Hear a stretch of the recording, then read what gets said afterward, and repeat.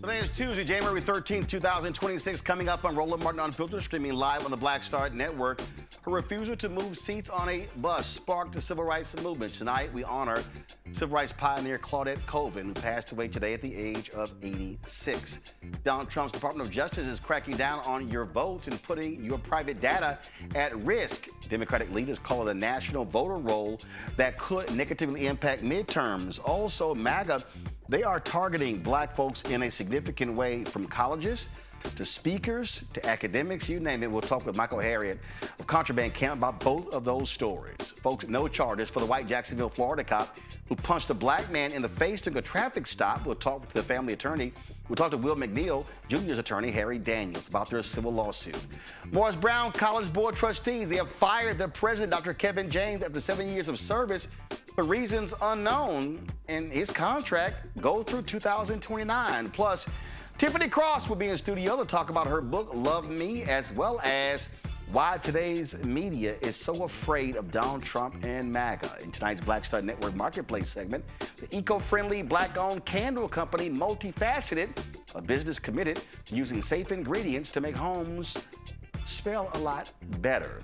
Plus, Donald Trump says F you and gives a finger to a Ford worker. Isn't it amazing how the right wing is so accepting of his evil ass? It's time to bring the funk on Roland Martin Unfiltered on the Black Star Network. Let's go. He's got it. Whatever the miss, he's on it. Whatever it is, he's got the scoop, the fact, the find. And when it breaks, he's right on time and it's rolling. Best believe he's knowing. Putting it down from sports to news to politics. With entertainment just for kicks, he's rolling. It's on go, roll, y'all. It's Roland Martin, yeah.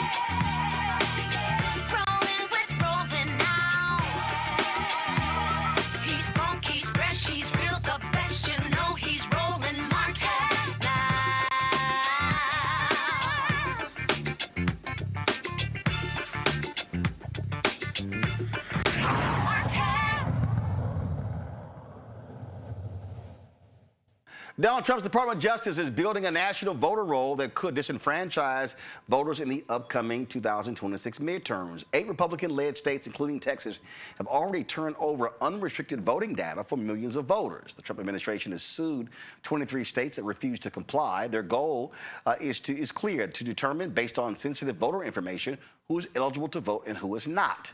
But there's no outline criteria for that decision. Michael Harriet, the editor and founder of ContrabandCamp.com, joins us right now. Michael, glad to have you on the show. So explain to people why this is so dangerous. How are they going to impact the vote with this strategy?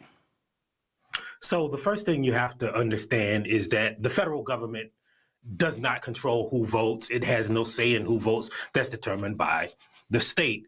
And that's in the Constitution, right? So the state makes the rules. So the federal government can't decide who to vote. For instance, in some states, you have to be registered 30 days before election day. In some states, as long as you have your voter ID, you can walk in and vote. It's called same-day registration. So it varies in different states. And we're depending on Donald Trump's regime or his administration to be competent, right? And we also have to understand that we have to view this through the eyes of his administration basically coalescing everyone's data. Remember that he's already given IRS data to Homeland Security to investigate what he called illegal immigrants, right?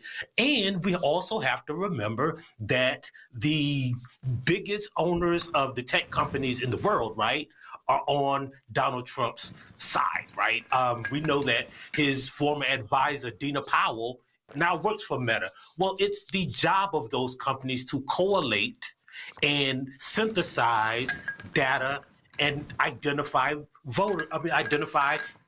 people who use their platforms, right? Well, what's to say that he won't be doing that with your voter information? What's to say that you can synthesize data close enough to identify who voted, right?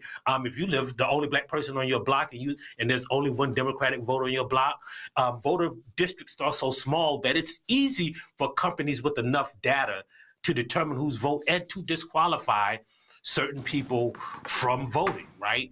And so we have to take all of that into consideration, is that this is not an effort to determine who is and who isn't eligible to vote.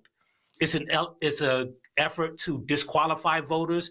It's an effort to help his campaign through his position in the federal government and to help Republicans gain more power. So for folks who are watching and listening, I need you to really understand here, okay? We do not have national elections. We have 50 state elections. And then we don't even just have 50 state elections. Then it then goes down to the county level. Here's a perfect example. The elections board in North Carolina refused to place an early voting location on the campus of North Carolina A&T, the largest HBCU in the country. Okay. Now, it was a 3-2 vote. So the problem is you have a state board of election that the Republicans put in charge of the Republican state auditor because they did not want it to be in the hands of the Secretary of State. And so different counties also operate depending upon that particular state on how that county rules. So let's take Texas. Harris County may have a different voting plan than Dallas County. And so what Trump is doing, and this is where it gets very dangerous, we've seen in the last decade, Michael, where Republicans have removed folks from the ballot. We saw it in Georgia when Stacey Abrams ran. We saw it in Florida. Then we found out later a bunch of people got removed illegally. Same thing happened in Virginia. And so what we're talking about here, where these Republicans are so stupid, they will run these algorithms and they go, Michael Harriet is in North Carolina. There's a Michael Harriet that is in Idaho. That's the same person, so remove him from both voter rolls, as opposed to it could actually be 2 different people. Right. And we also know that those systems also disproportionately affect Black people, right?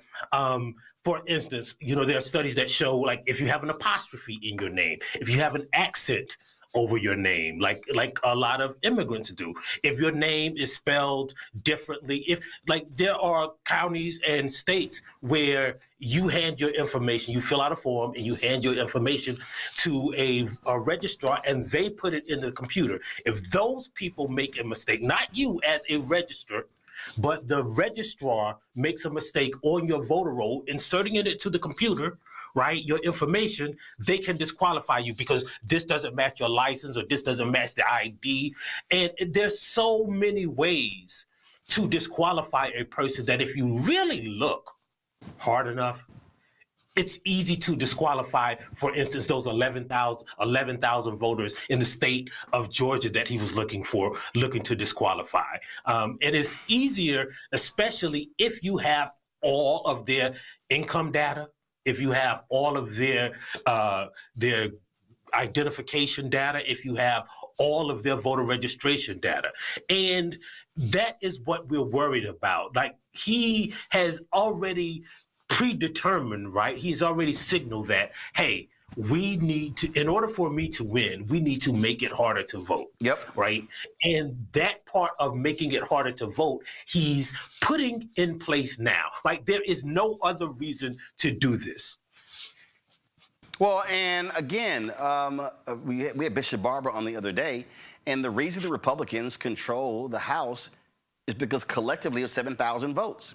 And so the Republicans are all about, hey, if we can shave off 1,000 here, 1,000 here, 1,000 there, 2,000 here, 5,000 here, 10,000 here, that's what that's really what it's all about. I always remind people that the Supreme Court voted to allow voter purges. And it was a white man in Ohio who sued and was like, why did y'all remove me from the voting rolls? Well, you didn't vote in the last, I think it was like 2 or 3 elections. He's like, why does that matter? And so the Supreme Court gave them the go-ahead. And so in this notion of voter to protect voter fraud, against voter fraud and clean the rolls up, they will systematically release people, wipe them out every single year and under all these different rules. And so people need to understand when we talk about the attack on voting, the strategy is very clear. And the Republicans, this is documented, okay? One, we remember Paul Weyrich in Dallas in 1981 when he said, we don't want everybody to vote. Republicans also are on record as saying, if we can shrink the voting population, we stand a better chance to win. Then they've also on record about saying that if the voter rolls expand, this is why Trump hates 2020 election, because of COVID, the rules were changed. It expanded the electorate. Republicans like, oh, hell no, we cannot have that happen. That's why after the 2020 election, all the Republican states where he won, they still changed their voting procedure because they need to cheat to win.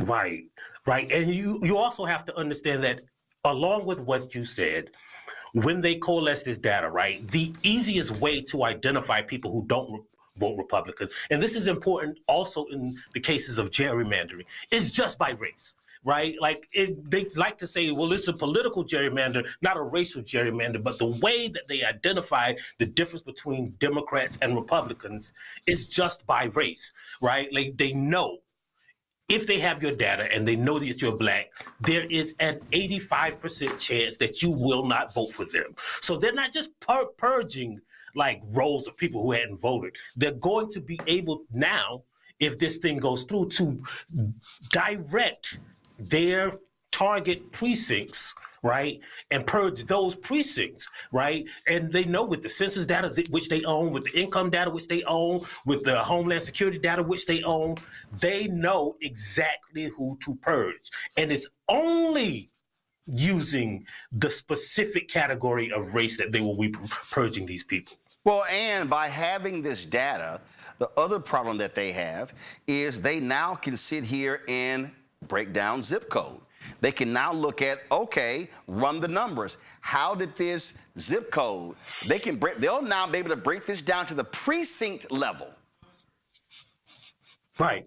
And the precinct level, I think, you know, when you are talking about large towns or small towns, right? Like, when you're talking about breaking stuff down at the precinct level, we've seen malfeasance, go into that. We know that in Georgia, for instance, right? I reported in 2018, it was harder for people in majority black precincts to vote. The voting machines broke down more often. The lines were longer. There's a study in 2018 that took all the cell phone data. So basically everyone who voted, everybody who was at a precinct, they grabbed their cell phone data. And they realized that if you lived in a black precinct, you waited longer to vote. 3 times longer to vote in a black precinct than in any other precinct in America. So they have more advanced data now, and they can target black voters. And again, it's not just purging the rolls and shrinking the electorate, it's shrinking the black electorate. Well, and this is the same man who said that that he wishes he had seized ballot boxes in 2020. Again, let's be clear. They will try that in 2026. They will try it in November. Right. And also you have to also know that in these red states, in many of the states that handed him over their data, they have long held this idea that people are cheating at the ballot box, that people are doing in-person voter fraud. And every time they look, they use all of the state resources, sometimes federal resources, local resources, to target what they call election cheating. It's always like 12 people in an election of 35 million, right? Or 17 people, right? Like there is no voter fraud, right? That changes election. There isn't an example. And most importantly, when they find these people, it's always a Republican voter who tried to vote 2 times because they wanted their candidate like Trump to win. Absolutely. And it's no doubt what they're doing. I want to sit here and bring in my panel right here. Dr. Mustafa Santiago Ali, former senior advisor for environmental justice at the EPA, joins us right now. Randy Bryant, DEI disruptor, DC, joins us. And so glad to have her as well. We also have my other alpha brother. Y'all don't mind. We got an Omega guest on the show, so you know we have mercy on them. Larry, somebody got to class up his joint. See right there. See, I ain't gonna cut him deep, Larry. I ain't gonna cut him deep. So you know we're gonna have mercy on him. Y'all joining us, Dr. Larry Walker, associate professor, University of Central Florida as well.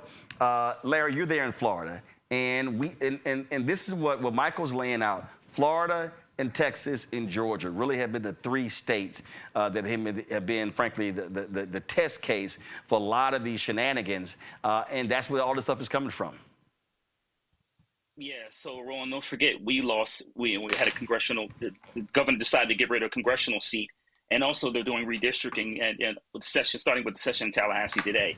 But I want to ask Michael, in terms of, I know he talks about it a lot about history. What are some of the lessons we could, look at from the past in the African American community in terms of how do we counter some of the challenges we're dealing with today? Well, one of the best examples of what we could go wrong, right, is remember, right, in the election of 1876, they targeted one county in South Carolina, right, Lawrence County in South Carolina. The Lawrence massacre. They went there. It was a majority black district voting district that was started. That was a county that was founded by a man named Prince Rivers, a Union soldier named Prince Rivers, a black man. And they attacked and just basically lined up black men and killed them. And then in that election, what's funny now is when they go back and do the data, they said that more white people voted in that county than white people existed in that county, right? So they overturned that election, the entire national election, by one county in South Carolina, targeting one county.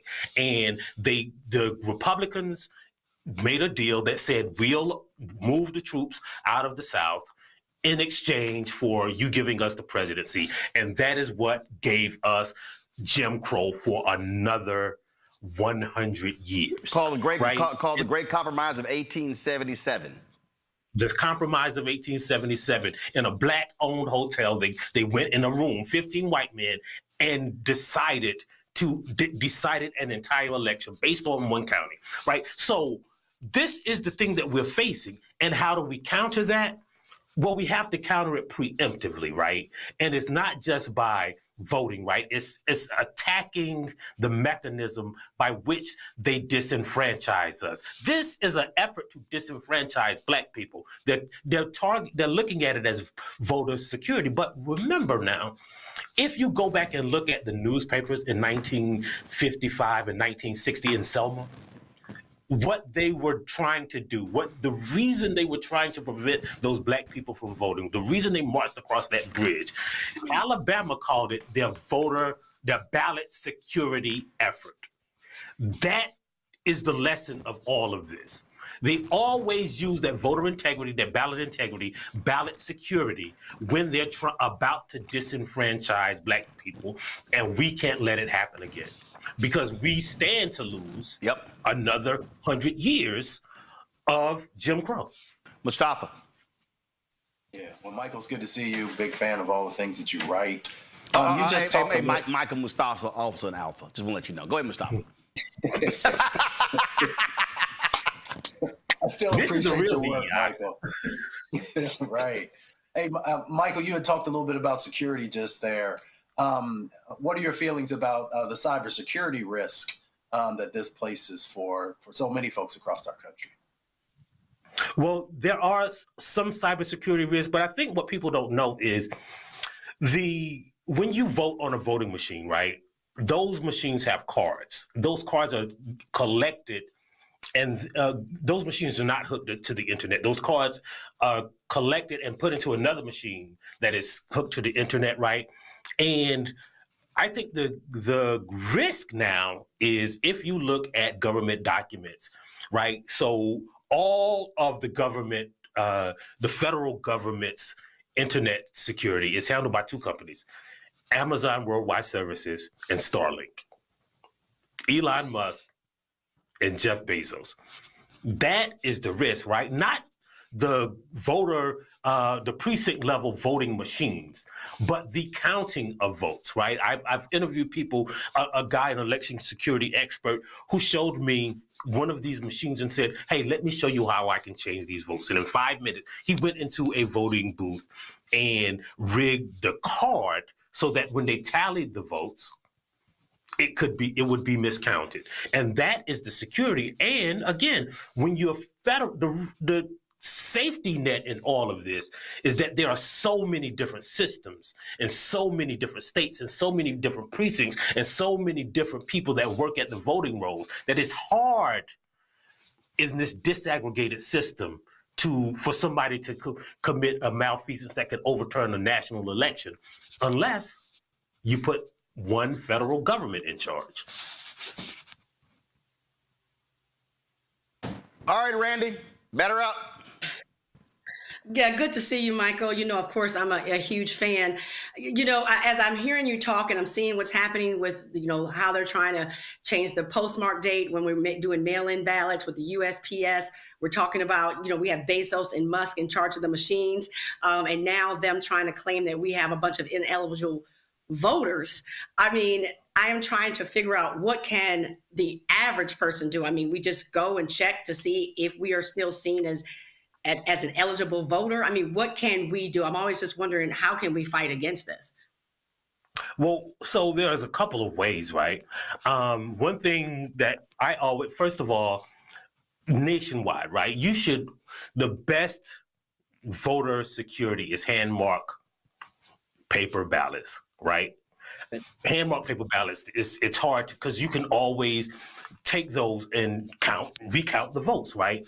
So hand mark paper ballots are very important. But on a personal level, right, if you're worried about, you know, you being in a Republican county or, you know, the poll workers in your county, it's advisable to vote in advance by mail or get an advance voting and take it to your registration office, right? That is, to me, the most secure way of voting, right? And that's one of the reasons they always want to attack like ballot harvesting is because they are attacking the most secure ways of voting. Another way to, I think, to attack this, right, is like preemptively help our side. Like help the side of democracy, right? Like I always advise people, never, ever, ever, ever go to the voting booth alone. If you go into the voting booth, somebody needs a ride, take somebody with you, right? Like just that doubles the number of voters. If you keep that in mind, right? It's double the number of voters that you can affect an election with, right? And I think if we take those small steps, right? Like I would never, ever, ever, right? Like if your grandmama having a party, if your church having an event, there should be voter registration forms there. From now until election day, it is to me malfeasance to have a gathering that doesn't allow people to register to vote. It might be somebody new in your town that hadn't had the chance. All like those kind of small efforts make a large difference when it comes to election. Folks, the threat we are seeing is very real when it comes to voting. Michael, while we got you here, you dropped another story on Contraband Camp. Go to my iPad. Trump wants to silence his critics. Colleges, corporations, and nonprofits are doing it for him. Subhead reasons America pivots towards authoritarianism. Institutions across America are not just ditching diversity, free speech, and facts. They're embracing the fascist fad, too. And you lay out here what we're seeing. We really started last year.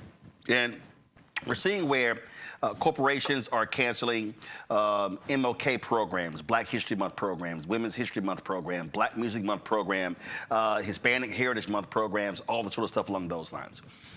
We're seeing where they're targeting affinity groups inside of those corporations. We're seeing where universities are kowtowing as well. Texas State University canceled this mobile Black History Museum. And the impact, and I've been talking about this, the downfall, the impact has been tremendous. It has economic impact in terms of you have Indiana University, Indianapolis canceling their MLK breakfast because of actions from the Republican governor in Indiana. We can go on and on and on. And so they're canceling programs. The impact of that, which I've been trying to explain to people, is you're now impacting vendors. You're impacting caterers, audiovisual companies. You're impacting PR companies. You name it. You got nonprofits. I was at Susan Taylor's National Cares Mentoring Gala last year. The week before, you had a corporation that was a major donor said, hey, we're not going to honor that commitment. We're pulling out. And it was a huge blow to their fundraising efforts. And a lot of the folks in these companies that were behind a lot of these investments, Black folks, got laid off. And so people need to understand, when I talk about there's a deliberate attempt to defund Black America, that's really what your article is laying out. And not only are you defunding Black America by canceling these events and shutting them down, these universities, especially these state institutions in red states, or even in some blue states, are kowtowing to the pressure because they're afraid of being targeted by Trump's Department of Education. Right. And we see this, let's take this conversation that we were just having about voting, right? Like, we know that, like, there was a report last year that basically, between Stacey Abrams and LaTosha Brown, they basically registered almost everybody in Georgia that was eligible to be registered to vote. Part of the reason they were able to do that, right, is because they would go speak at a college and they could make their money and donate and use the rest of their time, right? They didn't have to charge anybody to register to vote, or nobody had to pay them, right? So a lot of the work that a lot of the activists and freedom fighters and organizers that we know, they depend on speaking gigs. In other words, someone like Alicia Garza might go speak at a college, and she talks to them about organizing, right? And so she doesn't have to charge $1 million for the nonprofit work that she does, right? Or she doesn't have to raise $1 million for the nonprofit work that she does, because she has enough time, instead of fundraising, to do the actual on-the-ground work, right? So that's why it's important. And it's also important is because a lot of times at many of these colleges, right, Indiana, all these schools in Texas, I went to school in Alabama, right? So Alabama is 27% Black, right? The school that I went to, Auburn University, is about 4% Black. The only time many of those students get to hear from a Black person is when there is an invited speaker, right? So by removing those voices, you're decreasing the diversity of their education and increasing cementing all of the white thought that they learn in K through 12 by saying, I went to college and nobody told me any different, right? And that is the danger of this, that not just the silencing and the income that Black people are losing, right? But they are perpetuating the narrative that they already told their kids when they were young by defunding these institutes, by defunding these corporations, right? The Nike, for instance, if it has an MLK Day, right? So I write about AT&T. AT&T would have a diversity seminar for all of its employees at their corporate employee conference every year. And then they promised the Trump administration that they were going to eliminate DEI. Yeah, because the Trump administration. I'm sorry. Go ahead. 7 days later, the Trump administration approved them for a merger to buy U.S. Cellular. And that's because Brendan Carr, the FCC chair, he has publicly said, if you do not, it wasn't just AT&T, it was Paramount, it was other companies. If you do not get rid of these programs, I am not approving any acquisitions, any mergers, any deals. And so these telecom, listen, Verizon was supposed to sponsor an event that I was there, and Verizon literally said, hey, we can't sponsor this because Black is in the name, and the FCC is going down. They've asked, what stuff are you sponsoring? And if they see Black or Hispanic or women or LGBT in the name or the organization, they're like, red flag. Right, and it's not just like these big corporations. It's not just these white colleges, right? So. An HBCU, I was scheduled to speak at an HBCU, right? They texted me that morning and said, hey, like, we're just wondering if you're on the way to college. 5 minutes later, they texted me back and said, hey, don't come, right? And I bet you like, what the hell? Right. I didn't know what was going on. And I eventually found out that, we were together when we found out, as a matter of fact, well, yes. that this DEI stuff was the reason, right? And like, it's hard to criticize them because if you're a small HBCU and you risk offending this company, like if they can target Harvard, what do you think they're going to do to a tiny little HBCU? And it's important also to know, like, that HBCU had required every student in their freshman class to read my book about Black history. So I wasn't as mad as, like, I wouldn't get to talk to them because they were worried that someone was going to find out that they basically used state funds to purchase a book about Black history, right? And that is the atmosphere of fear that many schools are living under, that they preemptively capitulate to appease the Trump administration when Trump don't even have to silence us because they're doing it for him. Yep. Self-censorship. The Austin American Statesman reported this a week ago. Go to my iPad. This University of Texas graduate wanted to help diversify Hispanics in pharmacy. And he tried to create a $100,000 endowment, but Texas Exes, their alumni association, denied it because it's focused on diversity, because it was for Hispanic scholars. And so, and again, so when I try to explain to people how they are trying to defund Black America. So we know the affirmative action decision, how they attack the affirmative action in colleges and admissions. So they're attacking that. I think that was, well, first of all, at Auburn, you had a couple of magazines, one targeting one where African Americans and women were centered. They targeted those, but saying, oh, no school funding going to that. We see other scholarships. I mean, people don't understand what these MAGA white folks are doing, and this is all tied to my book, White Fear.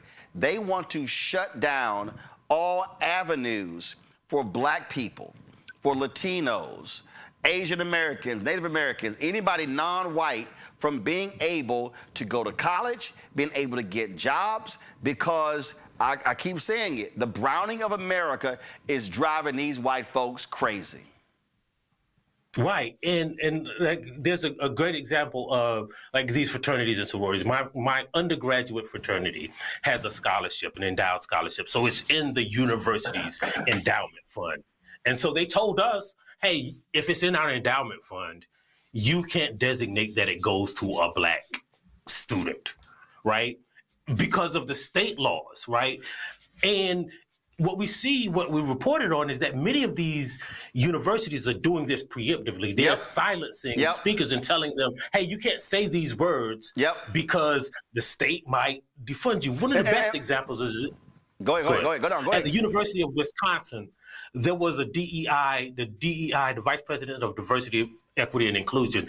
He had funded this group of Black students, this Black group, who recruits Black people to the University of Wisconsin. So the University of Wisconsin benefits, but they knew, hey, when you recruit Black people live in the South. So when you get them up here, what's the one thing that we can do to make them come here? Well, they bought them coats, right? They spent like $17,000 on coats. And the university tried to say that they were just buying folks coats for DEI, right? So that's how they vilified DEI, by making it seem obnoxious and demonizing it, instead of saying this is a thing that will help our university and our institution. Wait, about crazy is look, go to my iPad. I had to deal with this at my alma mater, Texas A&M, and they actually ran the president off. This was one of the reasons Christopher Rufo, that white supremacist, and then and Greg Abbott, that white supremacist governor of Texas. There was a conference, and the conference was to the whole point of the conference, you'll see it right here, it was to send folks there to recruit prospective minority doctoral students, and these folks attacked them, calling it DEI, and the governor literally said to the president of the university, Texas A&M, this was the PhD project, point blank, if anyone from A&M goes to that conference, I'm going to fire you. And this is to create, so their whole deal is, no, you're not going to conferences, you're not going to events, you're not going to receptions. And so many schools are like, hey, you know what? We're doing nothing. We're doing nothing because they are afraid. And even if you, and again, I'm gonna go back, even if you talk about, even if you fight it, use the example of the HBCU, being very scared. Listen, you got a Black president at George Mason University in Virginia. Trump has been targeting them. Luckily, you had folks that know we're standing by him. They ran off the white president at the University of Virginia. Oh my God, too much DEI focus. They ran off the Black guy who was a superintendent at Virginia Military Institute, and that's because you had a Republican governor of the state. Now, of course, you got Spanberger, who's Democrat. But people need to understand what's going on here. Even if you are, let's say, Governor Westmore in Maryland, Trump's like, okay, I'm gonna attack the research dollars of your institutions. So your governor can protect you, your legislature can protect you, but I'm gonna attack the research dollars the federal government gives to you. Yeah, it does not matter, right? Like, capitulating does not help you escape the tentacles of this authoritarian administration, right? The only thing, so you might as well stand up. Like, I remember a friend of mine saying, well, if they gonna shoot at me anyway, I might as well fight them, right? So I think that's what we have to understand. They are going to shoot at us. That's what they're doing with this voting project that they're trying to capitulate, get us to hand them over our information. That's what they're doing with speaking engagements. That's what they're doing on every front. They are shooting at us, so we might as well fight anyway. I'll say this, Mike, and I'm actually working on a book. I wish it was coming out this year. It's going to come out January 2027.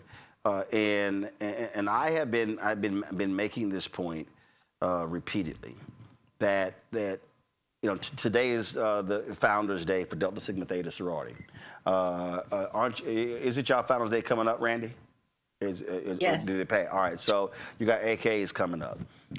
You've got these different civil rights organizations. You've got Prince Hall Mason. You've got Links. You've got D9. You've got Black data processors. You've got national. I was talking to somebody saying the Black MBAs, which always had a huge conference, that they damn near may have to go virtual because of so many companies pulling out. We were at Afrotech. This is what I've been saying. What has to happen in this moment? This is a moment, Michael, where all of this Black institutional infrastructure that we have has to read the room, has to recognize the moment. This is where we've got to have Black organizations standing up, fighting on behalf of Black people. And I say it, the Executive Leadership Council, they're supposed to be the big Black corporate organization. They ain't saying shit when it comes to the tax that's happening in corporate America. And I'm sitting there going to the point, they laying your members off.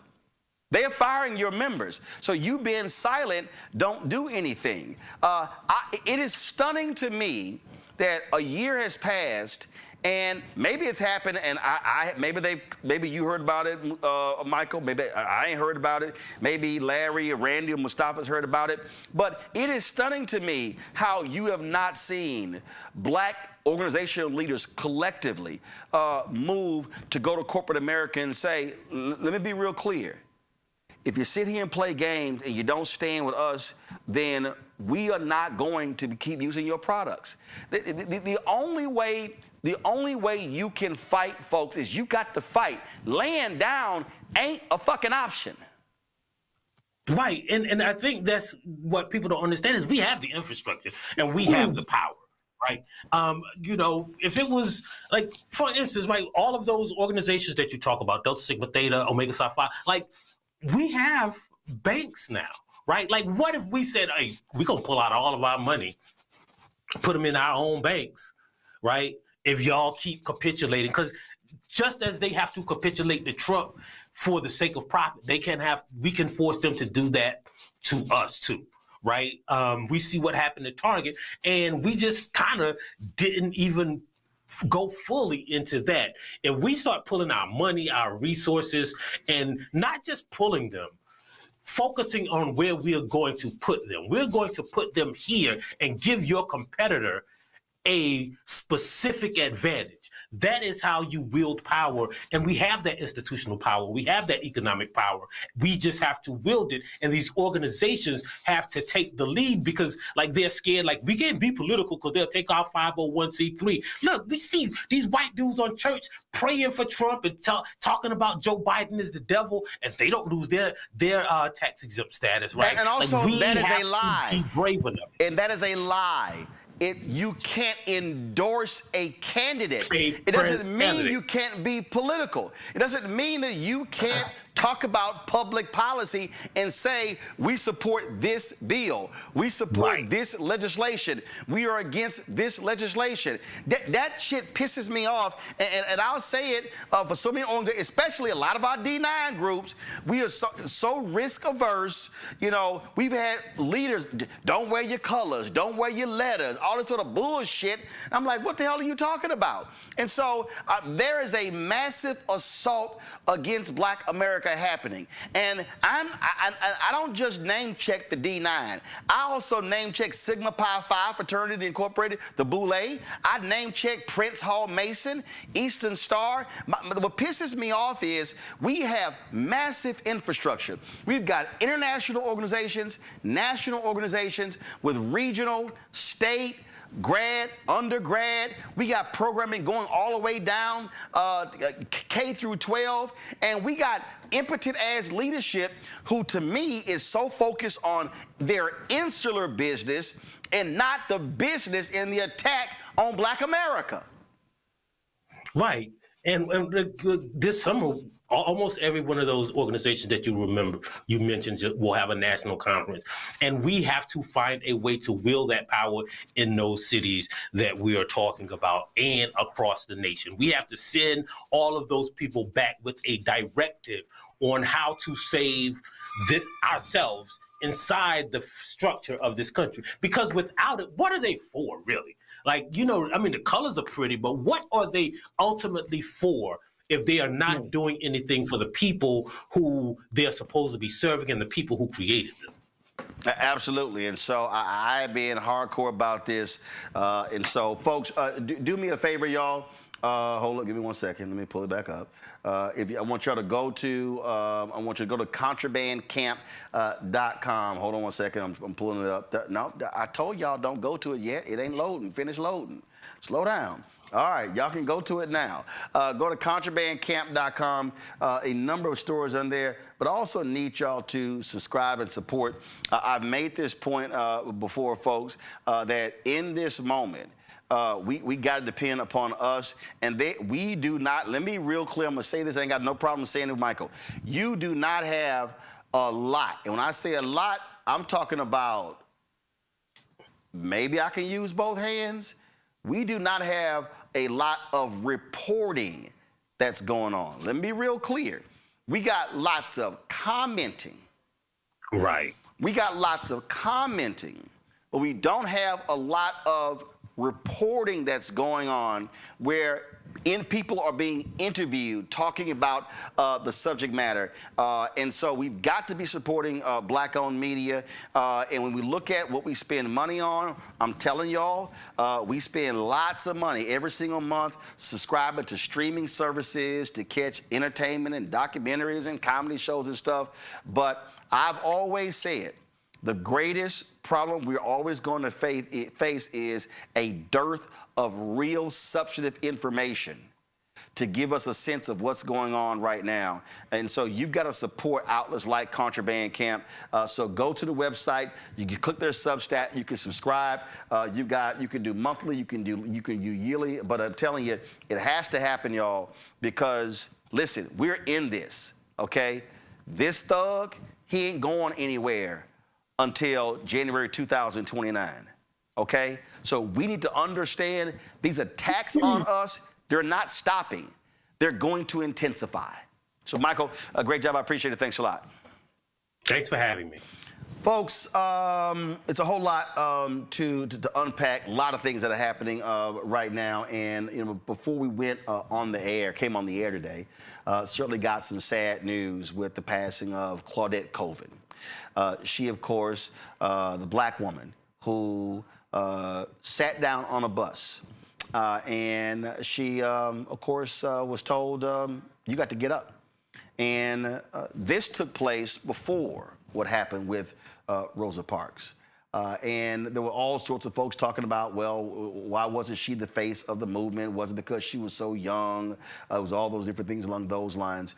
She passed away today, again, the age of 86 years old. And it was, but do understand, if you read Joanne Robinson's book of the women who led the Montgomery bus boycott, you will realize that there were others who sat down before Claudette Colvin. And so all of those cases built up frustration and anger in Montgomery that led to the Montgomery bus boycott. We just celebrated, of course, the anniversary just the other day of the Montgomery bus boycott. But Claudette Colvin goes down as one of our foot soldiers, history maker. When I sat down with Fred Gray was her attorney in that case, and he explained to us the backstory of what happened with Claudette Colvin, and we're gonna show that for you. It really was a fascinating story, Randy. Listening to him describe for us what really took place with Claudette Colvin, the legal maneuvering that took place as well. Again, she passed away at the age of 86. Certainly one of our history makers. As I was reading more about her, and I've always, of course, known about her, but what is interesting is that we didn't learn about her in school. And so I was impressed with the ability of hers to just be quiet, be an unsung hero. I mean, it had to be something where here she was 15 years old, even though her friend decided to go ahead and move out of the spot they asked her to move out of. She stayed at 15 years old, and she wasn't chosen to be the face. I mean, she did this 9 months before Rosa Parks. She wasn't chosen to be the face for various reasons, including colorism. We have to be real about that. But she was okay, and she was okay with that and was just fine to do her part. Right now you have so many of us that want accolades for standing up, and we have to realize that so many people sacrifice to get us where we are today. So absolutely have great respect and regard for her. When we talked to Fred, and according to Fred, none of that actually was the case. He actually said that he said his whole job was like, let's make sure she don't go to jail.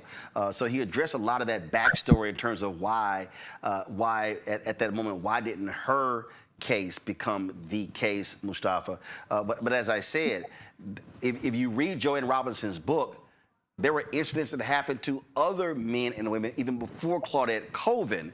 And so when you look at all of those together, it was a buildup. It was a buildup. It was a steady buildup in Montgomery. And then when Rosa Parks got arrested, that's when the powder keg just blew, and they said, enough.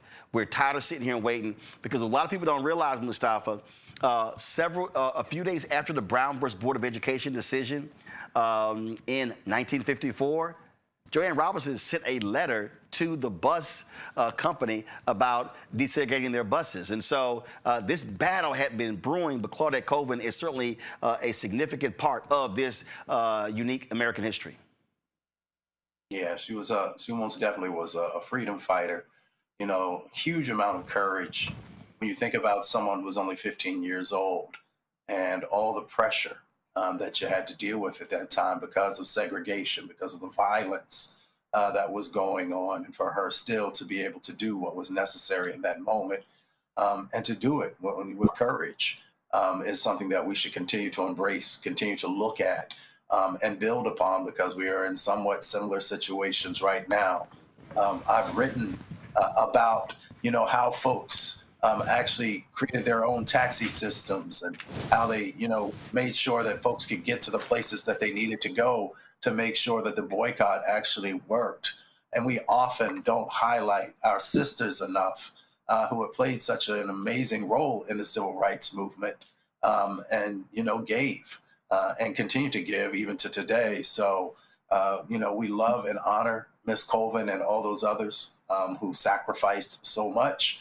But we have a responsibility also in this moment to not only take those lessons, but to make sure that we are actually applying them against, a regime that is, in many instances, as devastating as the ones that folks dealt with in the 40s, the 50s, and the 60s.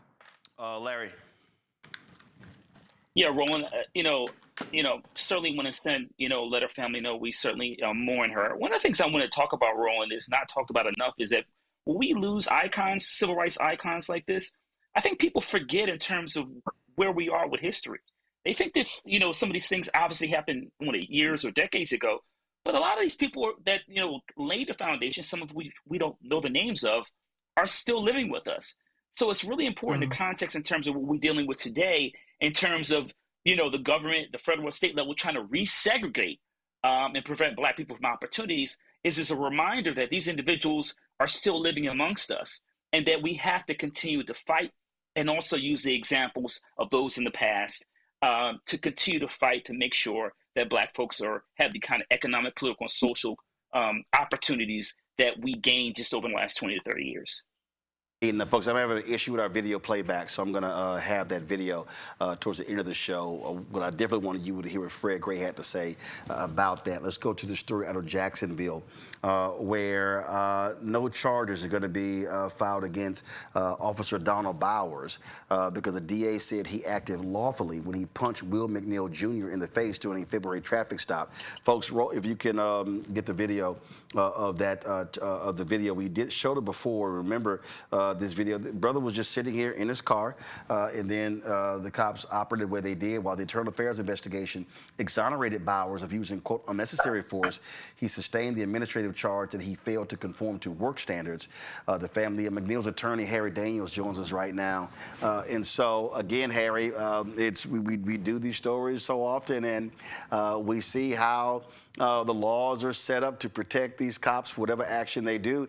And frankly, with all the stuff that we're seeing with ICE do all across the country, we see this is how these guys operate. Hey, thanks for having me, Roland. Yeah, you know, early on in this this incident, the sheriff of Jacksonville, he made the decision, even before the investigation actually took place. He kind of doubled down on what the state's attorney office determined, that the officer engaged in no criminal activity. They decided to do an internal affairs investigation in which seemingly, to me, they just ignored the clear and obvious of what took place, not just the strike in the face while he was in the vehicle, but punches and his head being slammed against the ground once he was actually on his stomach. You know, it was a lot of other officers involved, you know, and this was just a whitewash to try to double down on what the state's attorney's office had already decided. It came to no surprise to us. That's why a lot of time we have to proceed with help from the Department of Justice. And believe it or not, just recently, on today, some officers in some cases that we actually represented people on were convicted and others was indicted. Because it seemed like a lot of times these local officials just won't pull the trigger and terminate people, you know, for misconduct that violates people's civil rights or unlawful use of force. In Jacksonville, we have seen it over and over again in the news, in many cases where there's no accountability, you know, and I express that accountability in this case need to be had at the polls and in the court of law. That is certainly the case. What's next? Are y'all filing a civil lawsuit? Yeah, the civil lawsuit already filed. We Okay. sued all the officers involved. We in fact sued the sheriff in his individual capacity for the first time in a case in Jacksonville that we have represented individuals based on the policies.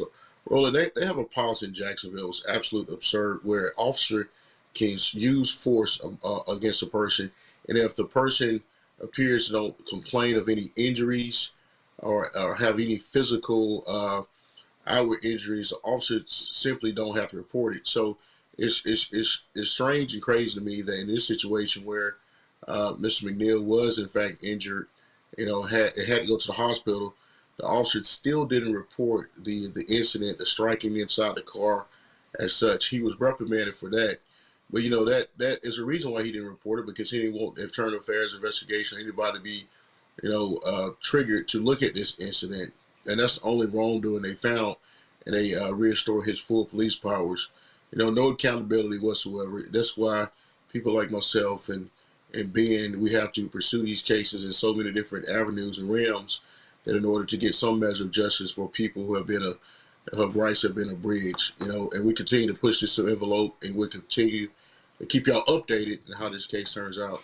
All right, Harry, we surely appreciate it, man. It's always, you know, we hate to, you know, we have to do these stories, but unfortunately, it happens over and over and over again. So we appreciate it, man. Thanks a lot.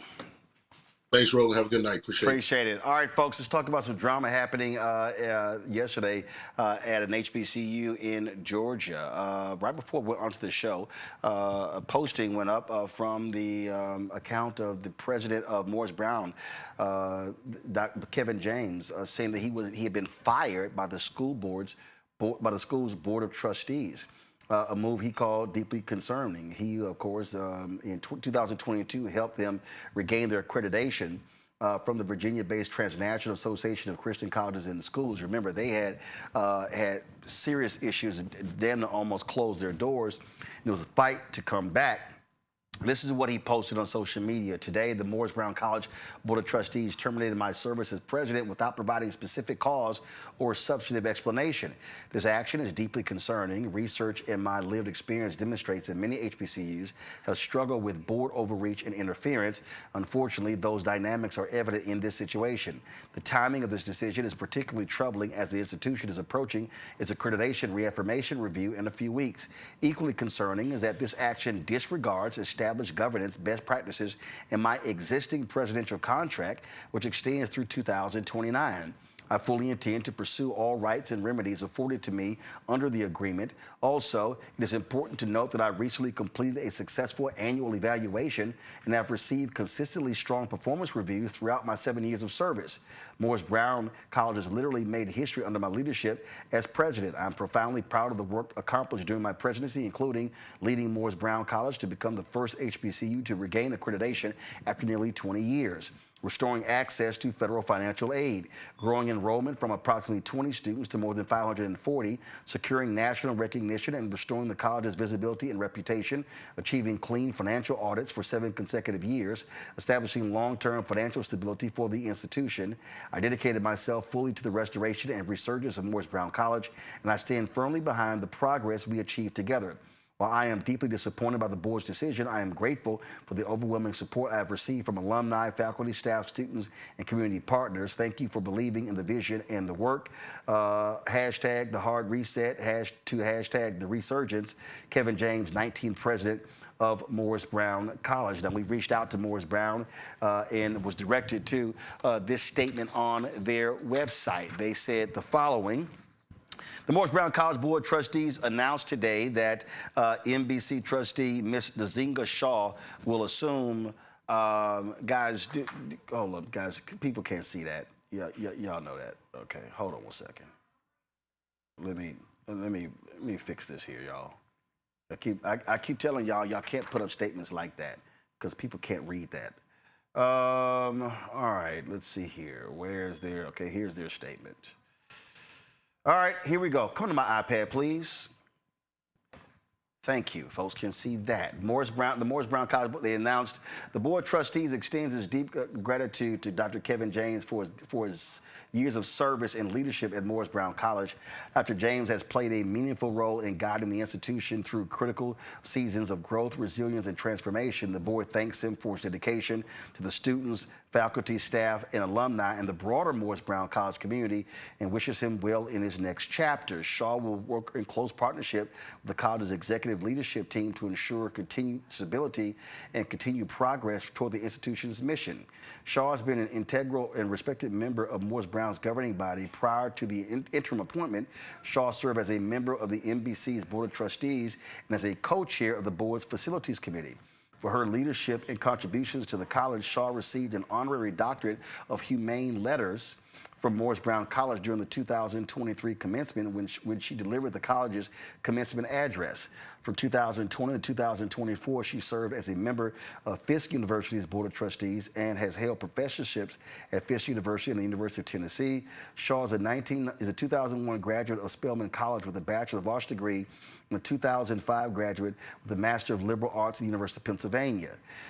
Morris Brown College remains firmly committed to its students, its mission, and its long-term strategic vision, said Bishop Michael Mitchell, chair of the Morris Brown College Board of Trustees in a statement. This transition in leadership will help to ensure continuity as we move forward with the important work of strengthening and advancing the college.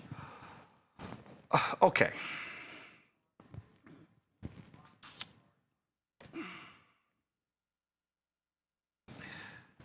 I want to know from Morris Brown what the hell is going on. And the reason I want to know that, which makes no sense to me, is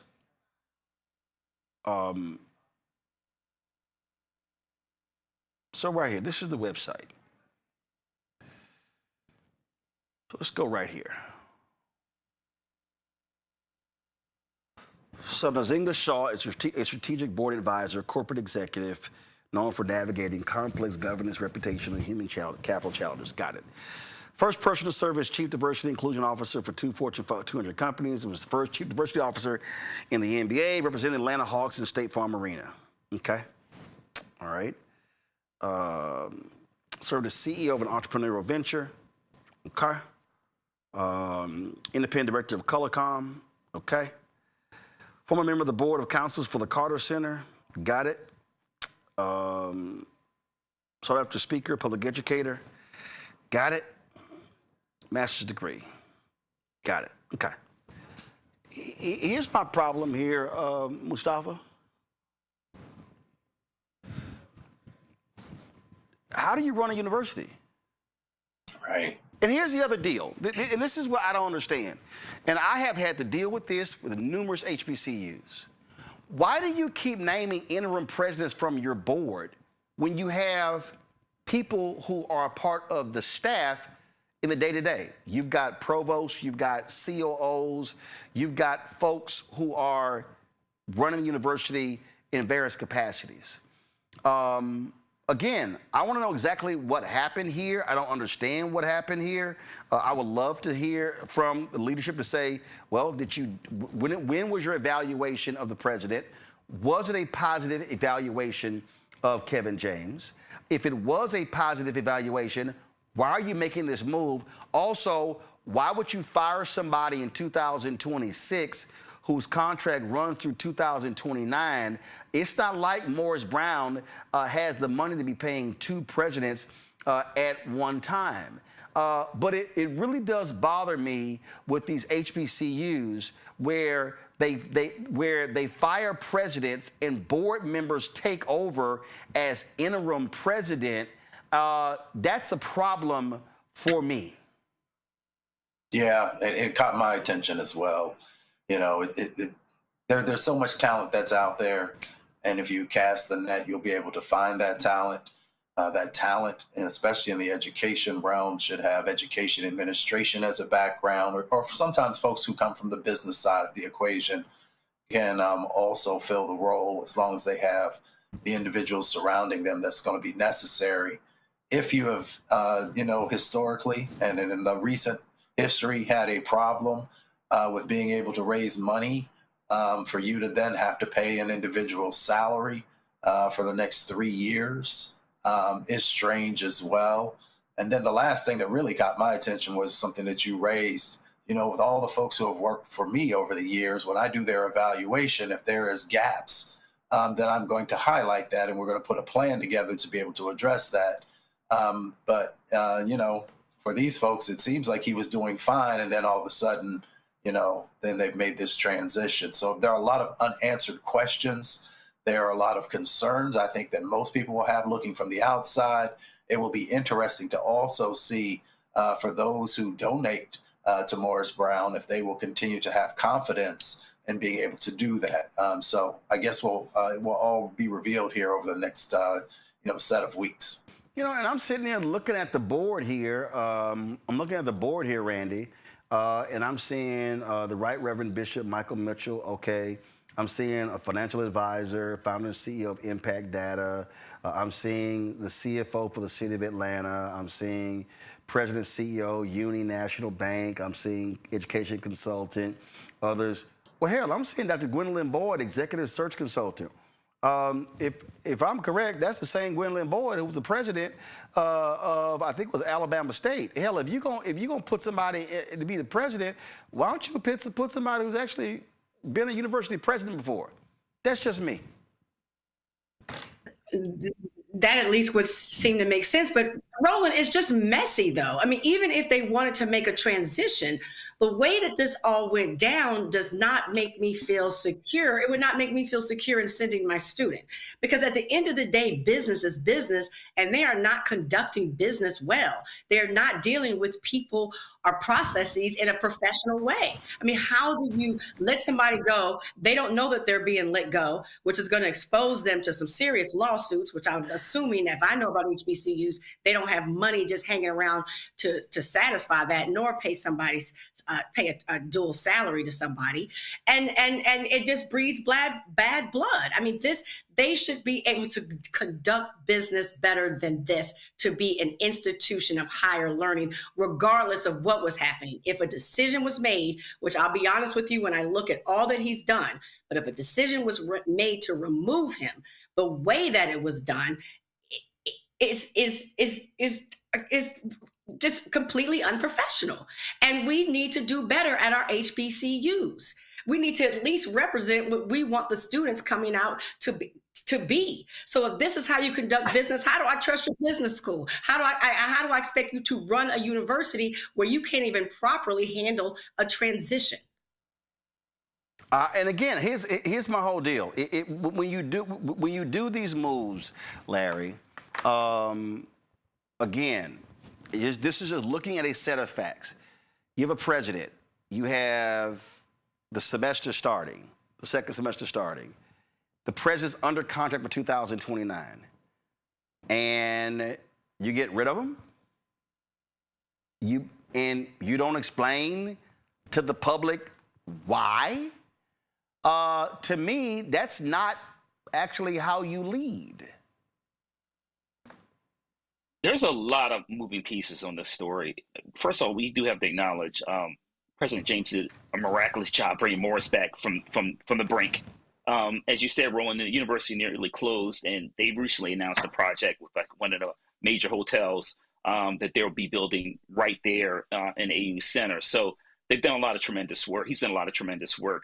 I don't think that letter, interesting in terms of some of the language there, said fired with cause, if I'm not mistaken, Roland. So it's really unclear in terms of when the board and whatever, communications person they work with in terms of writing that letter. I think that they need to provide, like you said, a lot more clarity about what is going on, because it raises more questions than answers.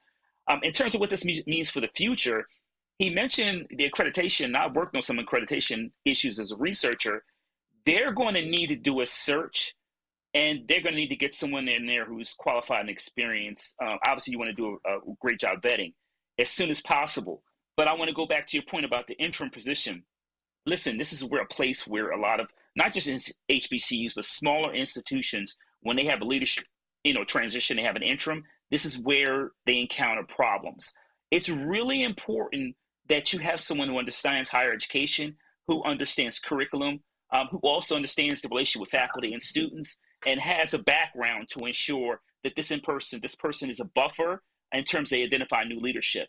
So it's really important, like I said, that they lay out what's really going on here, and that, the person they've hired, they've asked to serve as interim, they're going to really need to make sure they had a number of experienced individuals besides the provost and other people to support her as she moves to this journey. Yeah, I've had to deal with too many HBCU presidents that have been fired, that have been let go, all sorts of drama.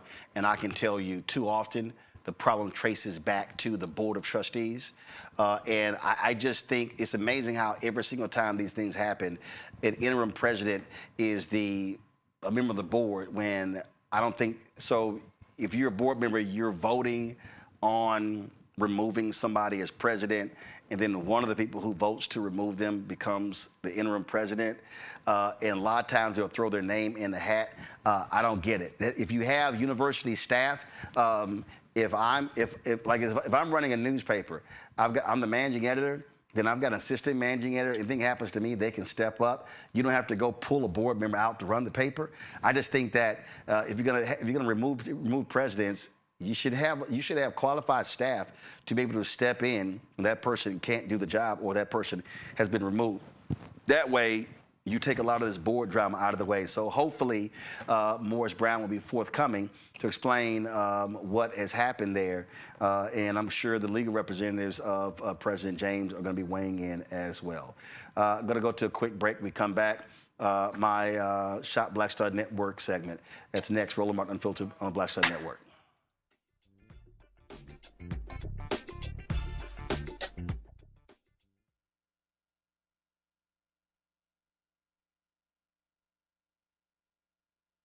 In this country right now, you have people get up in the morning and the only thing they can think about is how many people they can hurt, and they got the power. That's the time for mourning. For better or worse, what makes America special, it's that legal system that's supposed to protect minorities from the tyranny of the majority. We are at a point of a moral emergency. We must raise a voice of outrage. We must raise a voice of compassion, and we must raise a voice of unity.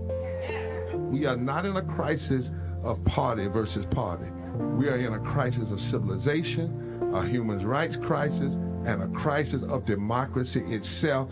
And guess what? You've been chosen to make sure that those that would destroy, those that would hate, don't have the final say, and they don't ultimately win.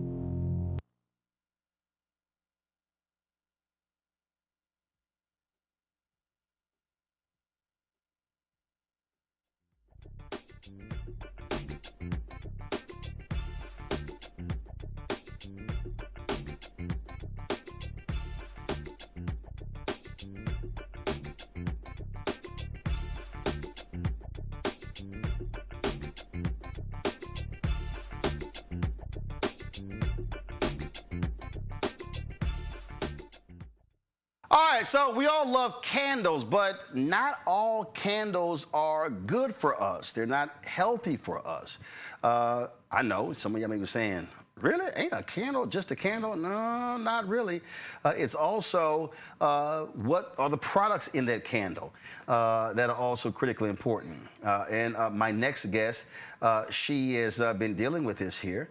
She created her own line of candles after discovering how toxic they can be. Christina DeGraffenreich, his company is called Multifaceted. It's a premium hand-poured candle company. And she joins us now from Greensboro, North Carolina. Christina, glad to have you here. So, okay, so explain to us what the hell does this mean? I mean, look, we see candles. We go into the store, and the grocery store, we see Bed Bath & Beyond, and might be in Michael. We see them all over the place, and it's just candles. How are candles toxic? First of all, thank you for having me here. I'm very excited to be here today. So in candles, they can have anything and everything that is good or bad for you. There's no federal regulation on what can go into a candle. And there's also, candle brands don't have to tell you what's in the candles. So you can have everything from petroleum in the candles. There can be dangerous chemicals that have carcinogenics in them that can affect your respiratory system. So with our formula, we can stand firm on saying that everything is toxin free. We do all the research to make sure you're burning something premium and better for you. Okay, so when we say, okay, so what makes these, lack of better phrase, what makes these healthy candles, non-toxic candles? Yes. So we use a premium grade of soy and coconut wax, which is going to automatically be a better wax. So most candles that are in the market are paraffin, which is a petroleum byproduct, which is very dangerous for you. There are people that can burn them and not get sick, which is, completely normal. And then there are people that it will immediately affect them. I like to tell people, if you have pets, and especially cats, if you're burning a candle and your cat starts to sneeze or even vomit, that means that there's something dangerous in your candle that is, if it's making them sick, it's probably going to make you sick as well. Okay, all right then. And so you've got, so I'm sitting here, now people know we always sit here, supposed to be in stores is like sitting here, sniffing cameras, sniffing candles. And so take me through, how many different candles do you have? We have about 34 different scents, and then we add seasonal scents. So, of course, like when you have the fall season come, we'll have our fall candles out. And then we have our winter scents where you get your Christmas scents, and then your cozier scents. We have one out right now called Sweater Weather that is appropriate for the cooler season. All right, then. And so, okay, now, and so are there mainly two different sizes? Because I see, so this is the large candle, this is small, so what is two different ones? Yes. So in the flower candles, I have one here on display. Right, I got it right here. This is going to be our large one. I got it. So this is our 8 ounce. Here. All right. So this is an 8 ounce right here. One. And this is what? Yes. That's our 2.5 ounce. Okay, 2.5 ounce. Got it. All right, then. And are these easy to travel with? They are. I always tell people, if you are traveling with them and you're going on an airplane, just take them out of your bag. Otherwise, TSA will flag them as a liquid, and then they'll have to pull you to the side, and you don't want to have all that complications while you're traveling. So we just tell people, just take it out of your bag and you're good to go. Yep, I've actually flown with some candles before, and yeah, it wasn't that big of an issue. Let's see here. Let's see. Who's the biggest candle lover on this panel here? Let's see. Mustafa, Randy, or Larry? Something tells me, Larry, you got a bunch of candles around your house. Yeah, I like candles and incense. But, I'm from Philly, so but listen, I want to congratulations on starting the business. I wonder if you can talk about your journey. I think that's always important, your story and narrative. Yeah. So, how did you get here? So, I'm a candle lover. I started researching what's in candles because I was just curious to know what is in this. Is it something that is better for me? Is it causing harm to my space? Is it causing harm to me? So after doing a lot of research, I ended up discovering that most of the candles that are in the market are filled with toxins. And it also helped address a concern that I had from my parents. So my mother loves to burn candles and my dad absolutely despises them. So I figured there has to be a way that, both of them can enjoy candles. So I actually used my dad, or both my parents actually, to test our formula, and he hasn't been sick or had any issues from anything that he has burned. So your dad is the smell tester? It's not about the smell. It's just like the chemicals in it. Sometimes it's just like I can't take it. Okay, all right. But before I go to Randy with a question, can you burn 2 different types of candles at the same time? Now, does that screw up, and so do you suggest, hey, burn this one with that one and work together, because not all candles being burned together work. That's true. I always say if it's in the same scent family, like 2 masculine ones, like for instance, you should have the Santile and the blue one, that's the anemone. You could burn those together and your space will smell just fine. Now, if you smell one that's like really fruity and then you burn one that's like a cotton scent, I don't think those 2 will mesh that well. Or you could just have them in 2 separate parts of your home and you'll be fine. I like the Not Your Ordinary Lavender and the, is it Santal? Is it Santal? Yeah, those 2 are cool. Randy, go. Yeah. I love how I never would have thought candles affected our health, but I see that you also care about the health of the environment. So can you tell us more about the RE3 program? Absolutely. So our jars are made out of recycled glass. Depending on the jar, it is 50% recycled glass or 30% recycled glass. So with the recycled glass, we're trying to keep glass out of the landfills. Here in Greensboro, North Carolina, where I'm at, you actually can't recycle glass. So we actually welcome the jars back and we clean them out and refill them and make them new candles for someone else. We also care about the planet in our packaging. So our packaging is recyclable, and we encourage everyone to recycle everything that comes from us or give it back to us if you don't care about packaging. Mustafa. Yeah, sister, you're killing it in a very positive way. Yeah, you got the toxicology handled, you've got the environmental and recycling handled. Let me just ask you this question very quickly. One of the most important things is what your customers are saying about your product. Could you share with us 1 or 2 examples of what folks are saying about your particular candles? Yeah. Most of the people, they are in awe by the look of the candle first. So we have the very popular flower top candle. So people like the look of them first, and then they gravitate towards, what smells the best for them.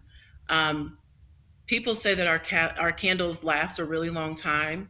So with the premium ingredients that we have in our formula, they do last a lot longer than something you can buy in the store traditionally. They are also not getting sick from the candles. A lot of our customers have pets, and their pets are not getting sick from our products. So they're welcoming our products into their homes. So we've gotten a lot of positive feedback from our formula. All right, then. So, so you say about 30 different candles. Folks, I want y'all to go to shopblackstarnetwork.com. And I want to check out y'all multifaceted. All the candles are on there. It's great smell. Like I got literally burning one right now. So I want y'all to do it. Now y'all know, again, we support black-owned companies, and so if you go, I'm going to go ahead and take these candles right here. I'm going to go ahead and move them over here. So as you know, we got our shopblackstarnetwork.com products, and so we got all of them over here. So I'm going to place the multifaceted cameras. Let's see, candles right here. I'm going to move some stuff around. Place them right here. So I want y'all to go to the website, shopblackstarnetwork.com. And y'all can check out the multifaceted candles. And trust me, you're supporting black-owned companies. And then when you support these products, you're also supporting Roland Martin Unfiltered and the Black Star Network as well. So go to shopblackstarnetwork.com. You can check out Christina's candles. They smell great. And it's always good not to have something that's toxic. So, Christina, great job. And trust me, I always have candles around the studio, so we'll be sure to be lighting them around here. Yes. Thank you so much. All right, I appreciate it. Thanks a lot. Okay, folks, I'm about to interview Tiffany Cross. I'm going to go to a quick break. So just go ahead and pull the music up. I'm going to walk over there, grab my iPad, walk on over there. So I'll be right back. So hold tight 1 second.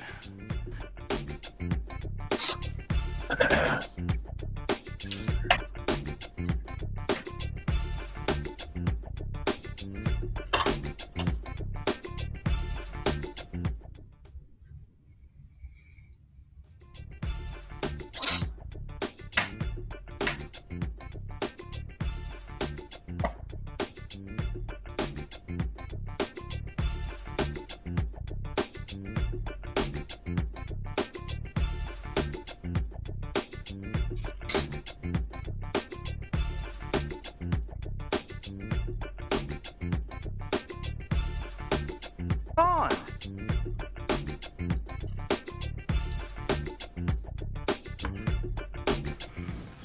All right, y'all. So I came over to the other side of our set here, so they're getting the shot all straight. Sitting here, chatting. Tiffany, what's up? Bro, I'm so happy to be here. I want the audience at home to know this studio is so amazing. It's so expansive and fancy and got a fireplace. And if you will never be confused about what you played. You got that right. I feel like I'm in the alpha frat house right now. You damn Skippy. I love it. I love me some y'all, so it's okay. You damn Skippy. Hey, Terrell, I need you to turn television around. So, folks, we are, of course, glad to have Tiffany here. There's lots of I want to talk about. But the first thing I want to talk about, Tiffany, we're going to talk about your upcoming book. Yeah. We're going to do with that. But the thing that I got to deal right now is how sorry, trifling, and pathetic these media people are today. Yeah.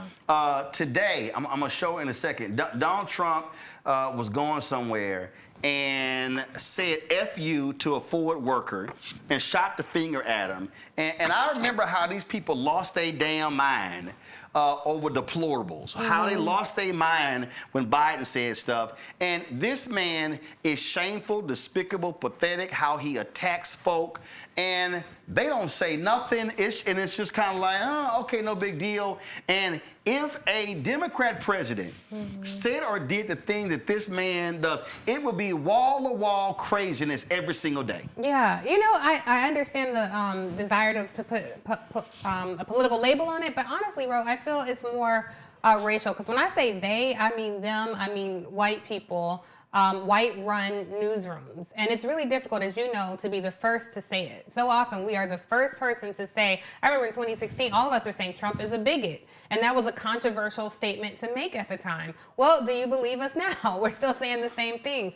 Also, we're seeing with the capitulation of media, and so many of us are leaving the industry, being fired, being kicked out of the industry. It's heartbreaking to see. So even today, if you look across newsrooms, only 6% of reporting staff are black. So if you disaggregate that, that means even less black men in the newsroom, even less black women in the newsroom. And I'm so frustrated with it, Roland, because this is our path to democracy. This is what protects democracy, transparency. And so when I see time and time again, the media uplift and give a microphone to someone who's ill-informed, has no idea what they're talking about, who looks like us. They only do that in our community. You and I have talked about this many times. And then normalize what we're seeing happening. The core pillars of our democracy fall apart. Listen, the media has never really been kind to us or fair to us, and so often what's considered fair and unbiased is rooted in what's white and male. So this is not new to us, but when we see how it's impacting lives and livelihoods, it's devastating to witness. I'm so frustrated. I've always wanted to be the Brown Murphy Brown, and so to see CBS fall under this below average ass white woman who has no idea what she's doing. Barry Weiss doesn't know how to run a newsroom. And this is why your show, your entire career, Ro, you have always lived in service to black people and black liberation. You're one of the first people to put me on television. You give a voice to people, a platform to people. You uplift issues. So if there any black thing that's happening in America, the Ro and Ro-mobile is there. Well, and that's so important right now. Well, and the thing is, like, perfect example. So Trump, we talked about on the show yesterday. Trump made these comments about oh my God, how the Civil Rights Act was just so bad to white people. Yeah. Non-story. Yeah. I mean, okay, no big deal. Like, okay, fine, he said it. That's it. And I'm sitting there going, y'all want to dissect that? And I was having a conversation with a host on a network, and this is what the host literally said to me, that it's so much. It's so many different things, they can't cover it all. I said, wait, I'm confused. I said, if you're a broadcast network and now you have digital, you got 24 hours. If you're a cable network, you got 24 hours. I said, I don't understand why Morning Joe and the show at 10 and 11 and at 12 and at 1 and 2 and 3 and Nicole Wallace at 4 and Ari Melber at 6 and Chris Hayes at 7, Rachel Maddow at 8 and all others. I said, you ain't got to cover the same stuff. I said, CNN, same thing. I said, if you got, hell, let's just take prime time. If you got 6 p.m. to, let's say, 11 p.m., that's 5 hours. You don't have to cover the same shit in all 5 hours. So this idea that, we just don't, it's just so much being thrown at us, is just nonsense. I think they're centering the comfort of white people. Because even though we say echo chambers for a reason, because it is the same story regurgitated over and over, but it's also run by people who center conservative white people. What liberal networks are they talking about? There is no liberal network. Not. And so because he said, it was bad to white people, the newsrooms will look at that and say, well, there's a significant portion of the country who agrees with that, so we have to be fair, we have to treat it legitimate. This is no lie. Yes. I sent this book, my book, White Fear, yes, to a number of media folks. And an African American host of a show said, well, I would love to have you on, but my white producers don't like your title. And I said, you know I write about those same white producers in the book. I said, because they are part of the problem. I said, the problem in these newsrooms is that the reason the white producers, they didn't like how the Browning of America is making white folks lose their minds. Also, I object to that. I said, so wait a minute. So I sent this person 5 stories, one from the New York Times, Newsweek, NPR, Axios, and Time. And those stories were all on the same thesis. I said, now I'm confused. How did the New York Times, NPR, Axios, Time, how do they all cover the same story, but the book is not relevant? I said, the problem we have is that white producers, white executives don't cover this stuff because then they have to actually own up to how they operate and behave inside of these newsrooms. I agree, but also I think as the black host, your producer is not your boss. It is your face, your likeness. Like, you have to push back on that. So I was told, that's what I was told. Yeah. I was told, Roland, you're preaching to the choir. I said, no, I need you to be the pastor. Right. Like, I don't give people a pass in that sense. You know, like, you have to be willing. And I've never gotten booked. of course. But other people get booked. Right. You know, like we have never asked Tom Brady, what would you do if you were president? But by all means, put Stephen A. Smith on air and ask him what he would do. I find that ridiculous and offensive. They don't want someone like you who actually has background, has information, understands policy, politics, and the press. They don't want that. And so it's very frustrating to witness this. And I think that's why it's important, Ron, when you talk about newsroom staff, the producers, because there is this this tendency to issue humanity to people. So white producers feel like, well, my dad voted for Trump and he's not that bad, or my grandmother voted for Trump and I love her. They have humanity for people who don't see ours. But when it comes to somebody getting shot in the face by an ICE officer, or a black kid, a 12-year-old getting shot by a police officer for playing with a gun, we have to be infallible. Like it has to be a complete, you have to live your whole life like you might not ever do anything wrong. We have to prove that we didn't invite our own death or play a role in our own death. And I will say the strategy is effective, because we all saw with Renee Nicole Good what happened with her. And just by enough of them saying, no, she was charging her car at that officer. Right. So now all of a sudden, we can't believe our eyes and our ears. Right. The entire news media landscape had to treat it like it was a debate when it was clear facts. Their narrative is not supported by the video we see before our eyes. So I don't really give anchors, reporters, any of them a pass. I feel like, you know, if you are in this and living in service to your corporate overseers or to yourself, if you're trying to build your own empire, then you are failing at the job. Mm-hmm. I did this job in service to Black liberation, which benefits everybody. I will lay my life on the line. There's not enough white man's money that's gonna make me abandon my people, because as you know, we can leave that world. You might be their favorite on Monday, and by Wednesday, the uppity Negro they don't like anymore. We can leave that world, but we always have a home with our people. There's nothing that's gonna ever make me abandon my people in service to that. So the black host who was saying that is on some bullshit, to be honest with you. I don't buy that for a second. Like, Shame on whoever that is. And I was like, are you I serious? name names. I want to name names. Are you serious? And see, here's the thing and this is what I think people have to understand who don't understand these systems, who don't understand what happens in these networks. I remember when Campbell Brown went on maternity leave, and I filled it, and I filled it for 2 months, and it was very interesting because there was a white female producer, who was just incensed because I would actually raise questions in the editorial staff meeting. So remember, we were talking about Michael Vick. That if Michael Vick, should Michael Vick be allowed back in the NFL? And it was a trip because we're sitting there, and so Claire, yes, her name is Claire, was at the wall, and they were deciding, you know, in terms of where we're gonna place stores. And they had the magnetic wall, and it was like, well, what's Gloria Allred's daughter? Escape me. Lisa Bloom. Yeah. Well, so-and-so believes this, so-and-so believes this, and Lisa's a huge PETA person, so she's gonna be against it. I said, did we ask her? Did we ask her? And they were like, well, Roland, this is Claire, Roland, we know where she's staying. I said, no, actually you don't. I said, so why don't we ask Lisa before we assume that that's her position? Lazy producer. So she decided to run over me. I go, okay. So Tara Metzler was a booker. I said, Tara, can you call Lisa and ask Lisa the question? She calls Lisa. Tara being Tara, she goes, hangs up. We've got a problem. Yeah. Lisa says, yeah, if he serves his time, he should be able to come back. The whole room freezes. And I said, do you now understand? I said, here's the problem. That's what y'all do to me.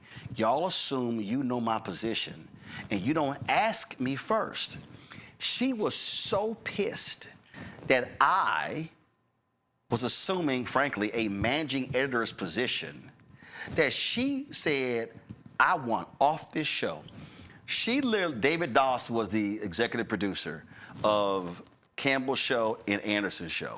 She literally went to Anderson Cooper's show for the 2 months that I was hosting because she said, I will not work with him because I had the audacity to actually raise my hand and state my opinion. Yeah. I mean, it's lazy producing, and even if we just take ourselves out of it and just look at the landscape now, because I don't want people to think like, oh, we're outside, you know, we hating from outside the club and can't get in. That's not it. It's a bigger No, the difference picture. is because we were on the inside. It's a bigger picture. We know exactly. We know how people get booked. Right. You It's and a I bigger can picture. watch a segment and we go, I know how that happened. Right. But even the whole setup of it, I think, you know, around 2015 when the news landscape changed, you know, I've been in this business 25 years. I've worked in cable news a long time before I was ever on cable news. And there was actual news. It was reporting and information. And at a certain point, they felt like, oh, well, let's platform white supremacists. Let's platform liars. And let's call that news. Let's pair them with someone who disagrees with them. Put them in the ring. Let them fight. And I have to ask the audience sometimes, are you not entertained? Because this is what you all were tuning into. Right. You are the power broker. The audience, the remote control, you are the power broker. So as long as you watch that, even if you hate watch it, you're communicating, this is what I want to see. So they love the fight, but we're like, time out. Are you actually listening to the conversation? Right. The bullshit that's being spewed? We are giving people a microphone who do not see our humanity. We are giving people a microphone who are destroying the core pillars of democracy in America, and we are normalizing it. So because of that format, we have normalized mass men disappearing people off the street. We have normalized sexual offenders walking free. We have normalized a president who cares about the Constitution, who dismisses the Emoluments Clause, who dismisses birthright citizenship, because cable news had such an important role to play in that, and it has contributed to the dumbing down of America along with our smartphones, and that's a really scary time. But we also normalize lying. And there are people who are just sitting there flat out lying, and we're watching it and going, I'll never forget, it used to drive me crazy. We'd be in a situation room, and there'll be this conversation back and forth, and this person is lying. And I'm like, I'm about to correct a lie. And it's all of a sudden, or then it'll be, okay, we've got to leave it there. Or they'll be like, hey, literally I've had producers, hey, don't push that hard. I said, stop. He was lying. Yeah. I said, I'm sorry. There's nothing about me that can allow a lie to be stated in my presence and go over the airwaves and I not say, no, that's simply not true. And so part of this also, and for so long, these networks were afraid to call out conservative liars because, oh my God, I'm going to get attacked by Fox News and Media Research Center and on social media. And so what ends up happening is, well, let's just put 4 or 5 or 10 more. I said this long ago. I said that because the conservatives have locked down victimhood.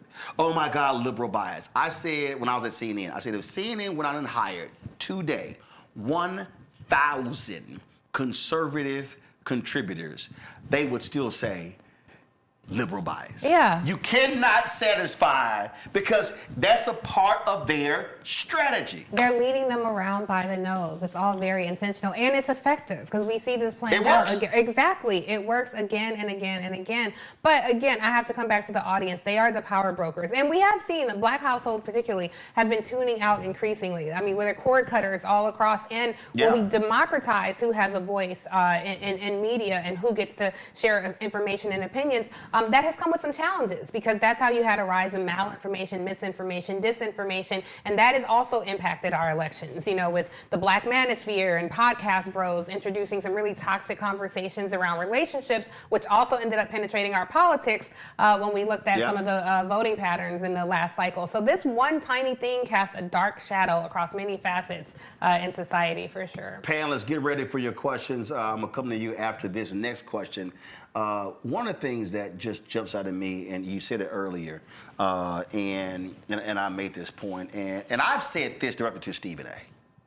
I said it directly. Bruh, if you're gonna come over this side and you're gonna start commenting, you need to bone up. You need to read. You need to pick the phone up and call folk. I said, this is not, listen, on the sports side, I've been on ESPN. I guest hosted His and Hers with Jamel. I've been on First Take several times. You know what? We could sit here and have a back and forth, throwing out our feelings and emotion about last night. C.J. Stroud, my quarterback of the Texans, why won't he run the damn ball more? Why won't he take up? Why is he taking sacks? We could do all of that. That ain't life or death. Cutting off aid to USAID, that's life and death.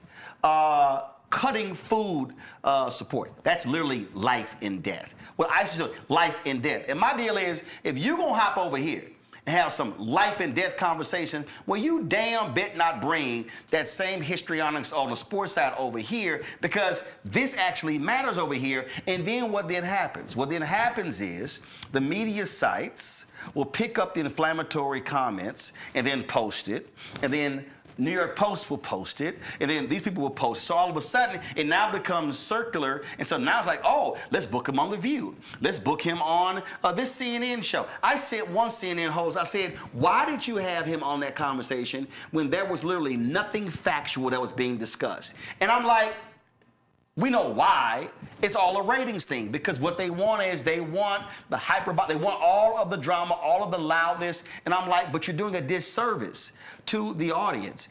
And this is the problem I have. And it's not just him. And here's what kills me, because Malcolm X talked about it long ago as well. How many white sportscasters or white entertainers do you see them going to opine on what's happening in white America? Like, you know, they have experts. They have subject matter experts. But you got black folks who are just, oh, you are a sports person, you're a media personality, you are on a television show. Dave Chappelle had the famous joke, why did Fox have Ja Rule on after 9/11? He's like, yeah, I was really going, I need to hear what Ja Rule thinks. I mean, the joke works, but that's what they do with black folks. Yeah, I mean, that's the point I was making about who they give a microphone to. And quite honestly, I don't really have anything to say to or about Stephen A. Smith per se. I think, I wouldn't debate my lessers. I would teach him, but you can't fill a cup that's already full. My challenge is with the media ownership, the people in position who keep giving him a microphone. It's like they think to appeal to black people, you appeal to the lowest common denominator. It's either that, or to make white people comfortable, you put a dumb person on TV across from a smart person, and so now you feel better about yourself because I'm not racist because I had this stupid ass on my show and asked him his opinion, and that person does not speak for black America any more than Van Jones speaks for black America. We are not a homogenous group, and so instead of finding intelligent people to have a healthy exchange of intellectual ideology, they don't do that. I wore a Malcolm X sweater on Abby's show the other night, which I struggle with. I had really, as a challenge going on that show, sitting across from people who are dehumanizing, quite frankly. They don't never call me. Yes, I know. That will never happen. But so many people the panelists had so much to say during and I don't say anything to anybody. On the commercials, I'm like, don't say shit to me. I don't care where your kid's going to college. I don't care what you're doing for the holidays. I don't care, I don't have small talk with those people. But they had so much to say about my shirt. It was the iconic photo of Malcolm X at the window with the gun in his hand. And I just thought of the ridiculousness of that. Like, you're sitting here defending a woman getting shot in the face by a masked man who was filming it. Right. But me wearing this sweatshirt, you can't even sit here and formulate your thought properly because you're so distracted by what I'm wearing. And in that set, I'm considered the controversial person. But Scott they supposedly love the Second Amendment.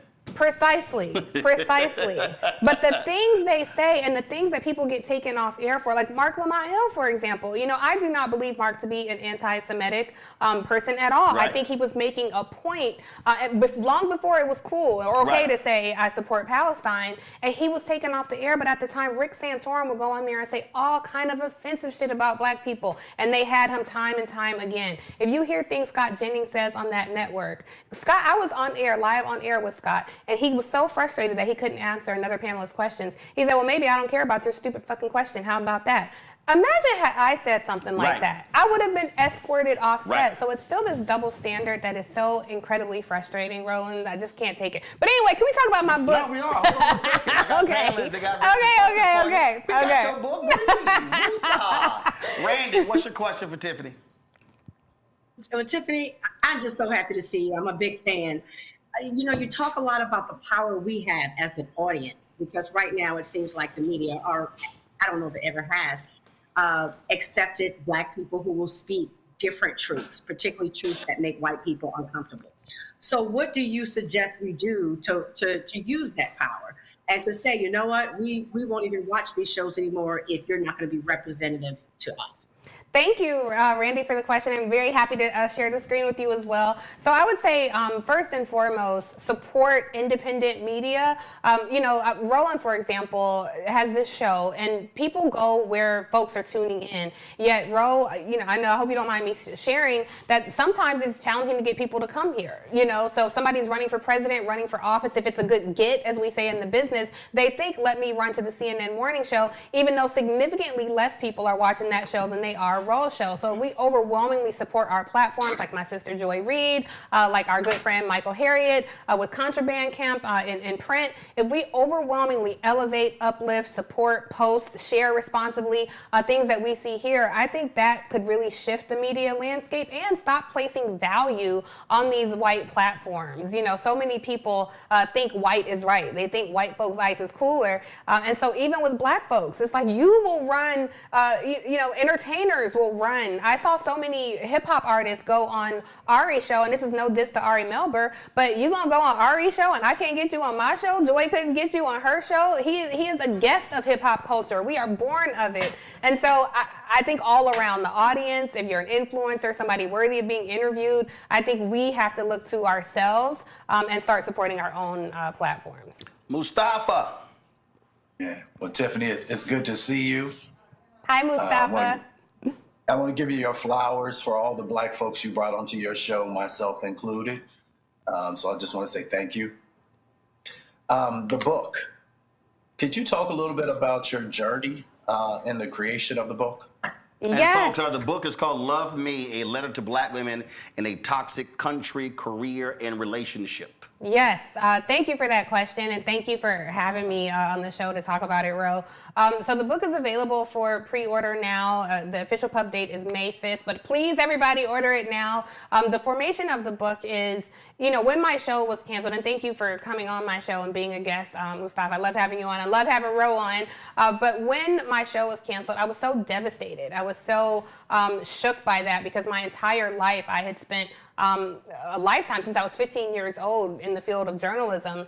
And so to be so dismissed by my career and be attacked by a network, I didn't know what to do with myself. And then I started dating someone and I was just on cloud 9, honey, okay? I just thought, oh, well, this is some balance, if this is what I had to suffer, then he and I will live happily ever after. And then that didn't go right. And I just thought, man, my career is sinking. My heart is broken. And at that time, America decided that black women were the face of the enemy.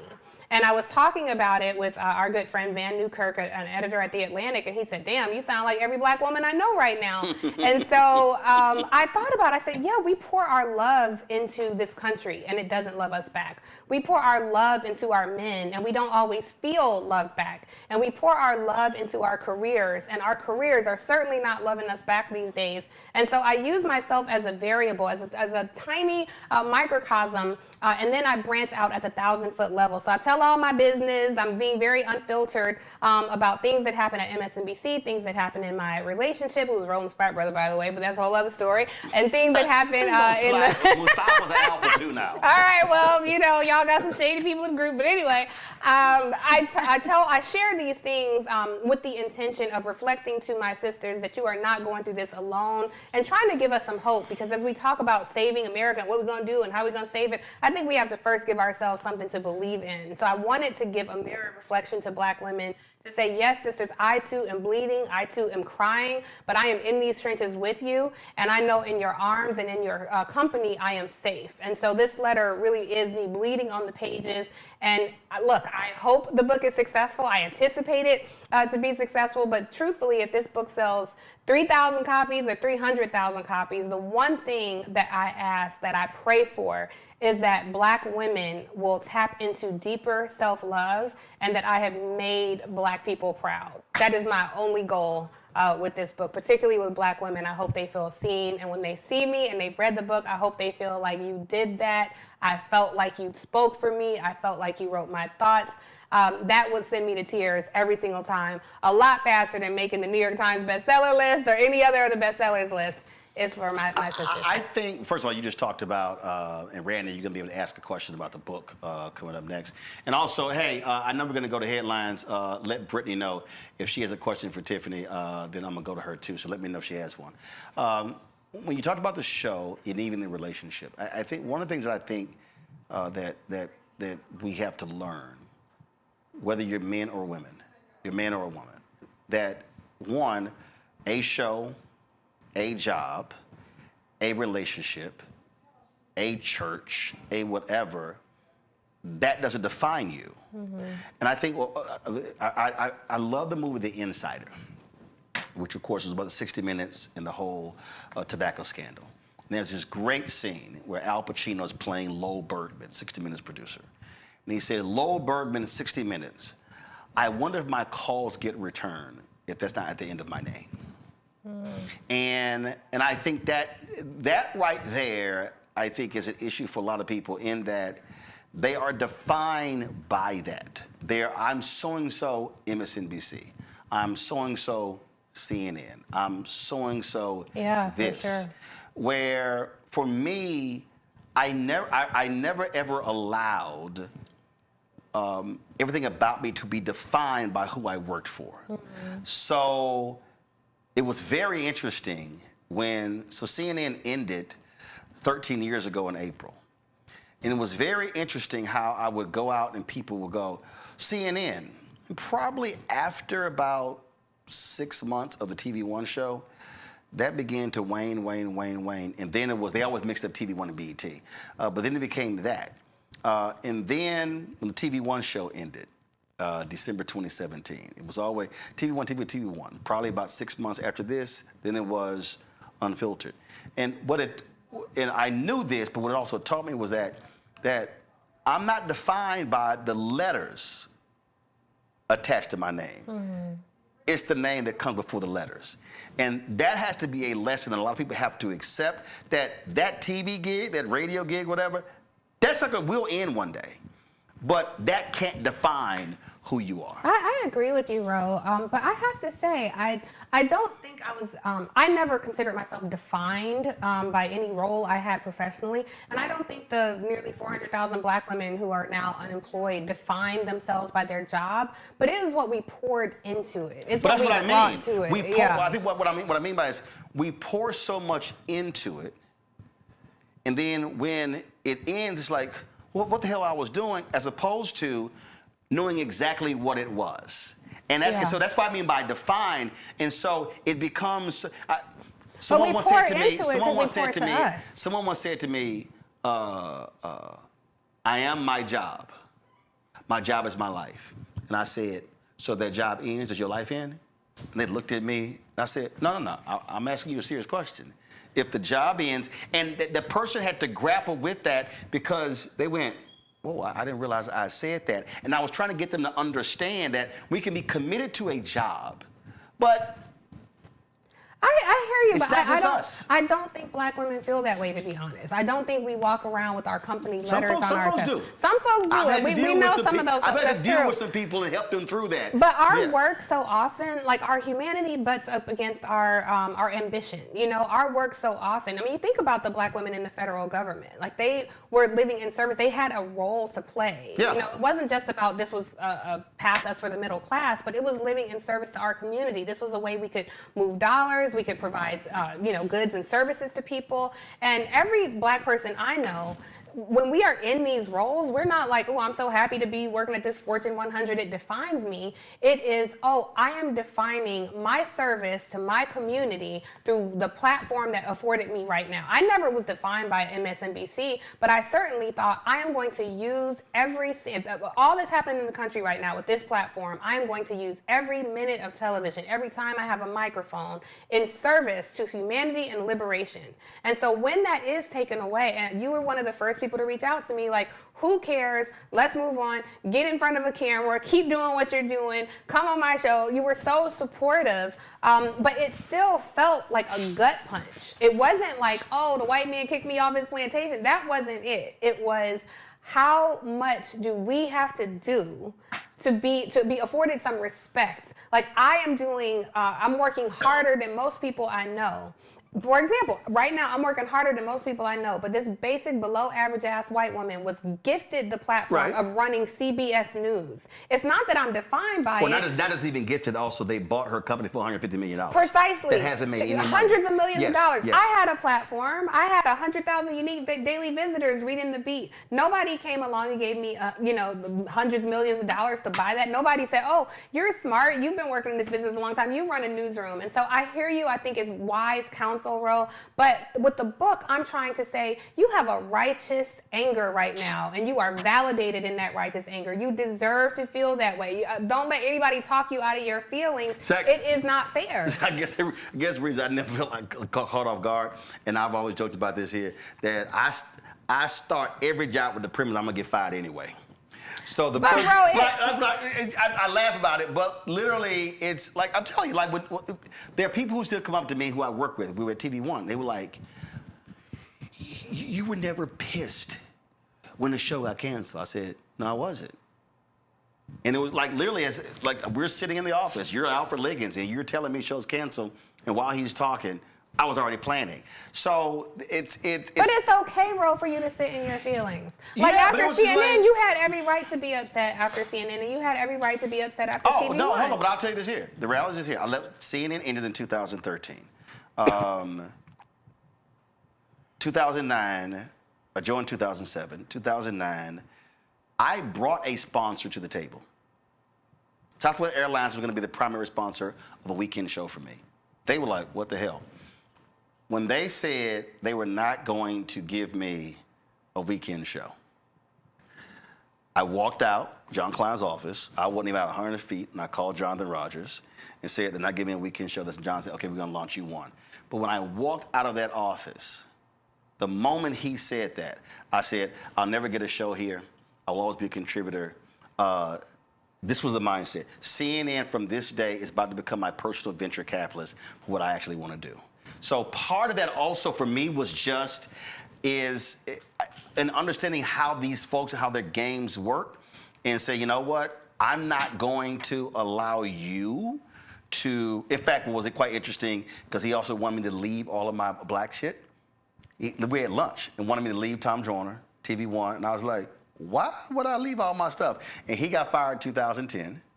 My deal was up 2013. When I left in 2013, the black stuff they wanted me to give up, I still had.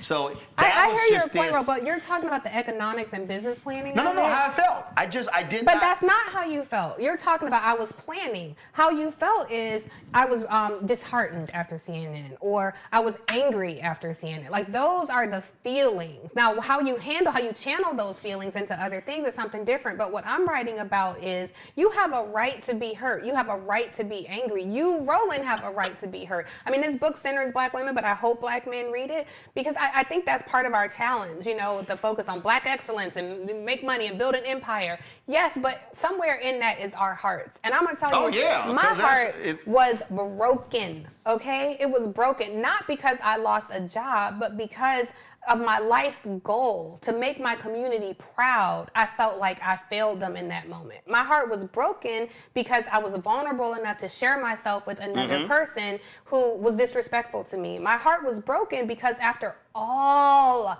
that black women have done in this country and for this country, the country looked at us and said, fuck you. My heart was broken then, and my heart is broken today. So yes, I talk to you all the time, and you tell me we got to do this, this, and this. I agree. That's a strategy. But I have the right to stand in the righteous indignation of my anger and my pain, and I think we have to take a moment to feel that, to have the strength to get up another day and keep going. And for the person who, so in doing that, having a broken heart, how long did you go, I got to mend and move on? Because the reason I'm saying that, there are some people who stay in that state. I dealt with a person who, working with somebody who had been broken 20 plus years ago and stayed that way and was provided opportunities, and they still were stuck in that. So how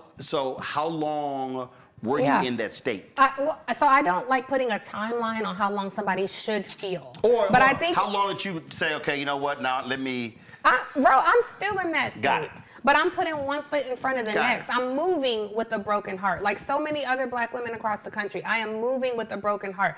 I'm blessed to be surrounded by people like you. Ro and I are in a group chat that's really like family. We talk every day, all the time. And Talk, argue, cuss, yes. Piss everybody and off, share. like family do. Yes. Yeah. But then in that group chat, there's a bunch of women, and the machetes. We have our own group chat, and They feel take trips and shit. yes. Yeah, we see the Instagram.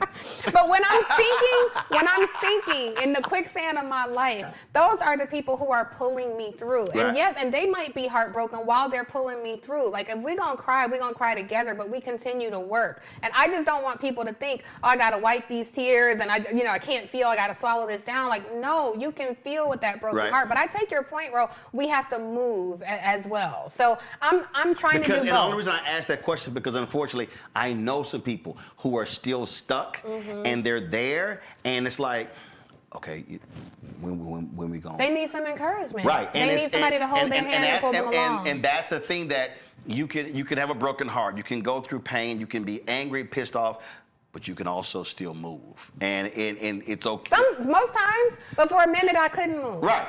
For a minute I did have to sit in my stillness. Randy, your question about the book. Does Brittany have a question? Y'all didn't talk to me. Y'all need to talk to me. Okay, first of all, you ain't pressing the button. I can't hear you talking. So please use the microphone so I can hear y'all talking to me. I done paid thousands for a new audio system to make that shit work. Okay, Randy, your question for Tiffany about her book. Before I ask a question, I have to first tell Tiffany that, honey, sister, you have made us so proud. When you say that was your mission, you have made us proud. I know I'm speaking for scores of us out there, and you continue to make us proud. Thank you. So thank you. Thank you. Two, I know when you have those moments where you realize, like, you know what? I mean, I think a lot of Black women are experiencing now. Certainly I have. Where you're like, I have done everything right, and still white supremacy is holding you down. Has that realization helped you to say, you know what, fuck it, I'm gonna write my truth. I'm gonna put it all out there on this book, because we know when we speak the truth that makes them uncomfortable, since you are speaking about, your professional life too, that it could hold you back in the long run. I mean, in those traditional ways. Did it free you up a bit? Do you think that maybe you would not have been able to write so courageously had you still been in, doing what you were doing? So I have to say, I was freed up a little earlier in life. I never felt handcuffed by white supremacy. I imagined a world where my truth would be okay to profess because their truth is okay to profess. I made a point. I didn't code switch on my show. They're out here, them and their kids trying to sound like us. So I was determined to sound like me. I dressed how I wanted to dress. I talked about things that I knew other people, all across America were talking about. And so I was always free. And I think that was part of the challenge of why my show was canceled, because I was so free. So I would say I'm no more unfiltered in these pages than I've always been. Really, this is, I hope, an invitation to other people to be free, because I feel like if you're always going to land in peril anyway, then why not be a revolutionary? And so for at least 25 plus years, I hope I have lived my life as a revolutionary. And I think courage is contagious. And so that was the intention of this book, to give other people courage, to offer a testimony, and to validate all that we're feeling right now. Like, Barry, I don't know you. We haven't been to each other's house for Thanksgiving, but I know you. And I just by nature of you being you, I know you. Now, if you want to go to a Black restaurant in D.C., call Randy. Okay. She know all of them.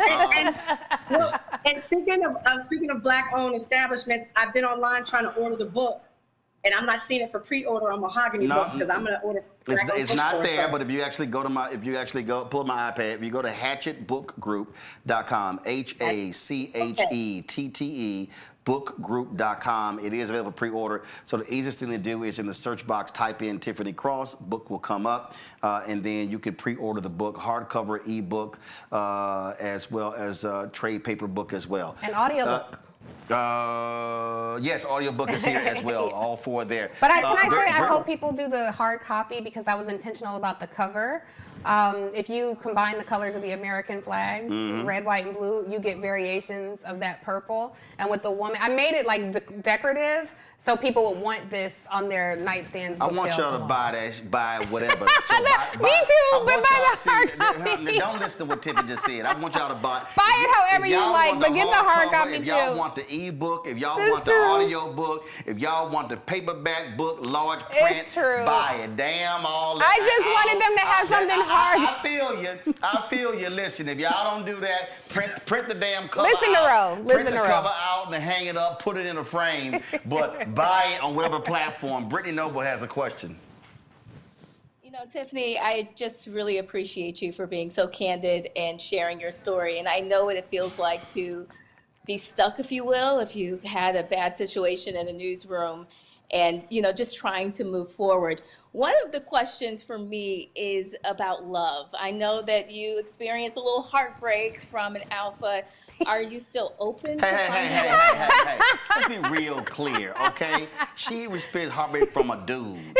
Okay, let's be real clear. You ain't got to say from an alpha. I mean, we got 500,000 alphas. I do love my brothers, but for real. You know, are you afraid of opening yourself up again? Or what's your advice to us that are still looking for love? I have never been closed. I believe in love. I am a believer in love. And I think Black women can be love's savior. I just don't think we can do it alone.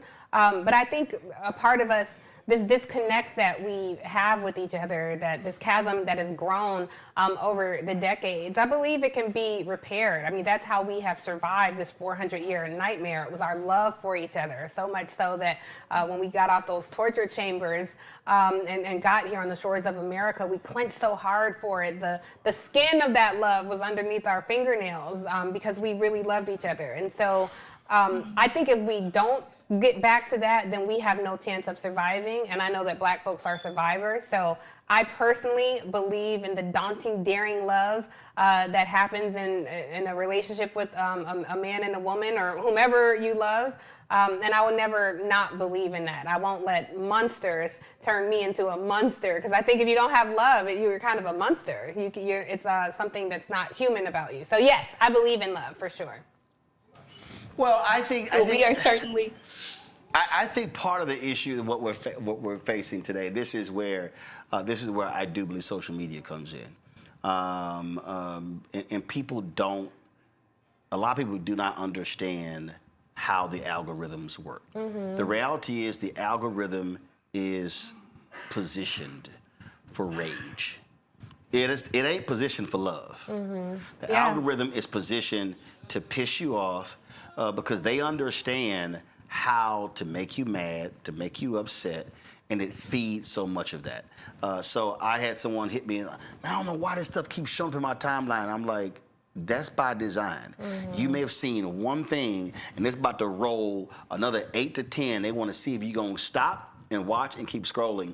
And so many people are getting this stuff from this because we've actually stopped having conversations. Mm-hmm. And that was one of the things that during COVID, I said, I really hope once we come out of COVID, I said, I hope people will not go back to normal, but I hope people will embrace the value of just getting together for dinner, for drinks, having a party just because, inviting folks over for games or whatever. Talking, not texting. To where we are communing, we're eating, we're drinking, we're laughing, we're crying, we're listening to music, we're dancing, as opposed to living in isolation. I just think that more people are actually living far more isolated lives today than ever before. I agree. But, you know, even in that, part of that isolation, I think when you talk about love, it has to be rooted in self-love, love of self. Oh, yeah.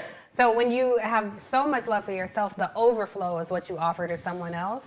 And I think the isolation teaches us to hate ourselves because you're comparing yourself to filtered versions of other people, to someone's highlight reel. So please, for God's sake, get off the phone. You know, like people are constantly like this consuming phone slop, and that makes us ignorant to what's happening to the world around us, but it also makes us fearful of traveling our own interior world. And this is Cole Arthur Riley says, if you can't be trusted to travel your own interior entrepreneurial world, you can't be trusted in the world around you. So I hope this book also helps people self-reflect and move in the world with humility and kindness and grace for everybody. Folks, the book is Love Me, A Letter to Black Women in a Toxic Country, Career and Relationship by Tiffany Cross. Again, if you go to hatchetbookgroup.com, HACHETTE, bookgroup.com. You can pre-order. And again, you can pre-order the hardcover, the ebook, the audio book, download unabridged, or the trade paperback large print version as well. They're all right there. All of those sales count. And when you're a book author, you want sales, sales, sales. And so Tiffany wants you to have the cover, and you can have it there, and you can see how the colors mesh and the purple and the red, white, and blue. Buy that shit, okay? On any platform. Sale, sale, sale. Or as Frank Lucas said, American Gangster, I'm going to get that money. So get it however. Tiffany, we appreciate it. Thanks a bunch. Love you, Ro. Thank you for having me. Time for Black Star Network headlines with Brittany Noble. Roland, a South Carolina man accused of shooting at a black woman and her teenage son, is back in jail, this time without bond. Sidney Pittman is now facing 2 counts of attempted first-degree murder. The charges come after Tashika Trimble says he shot at her and her son while delivering packages on December 14th.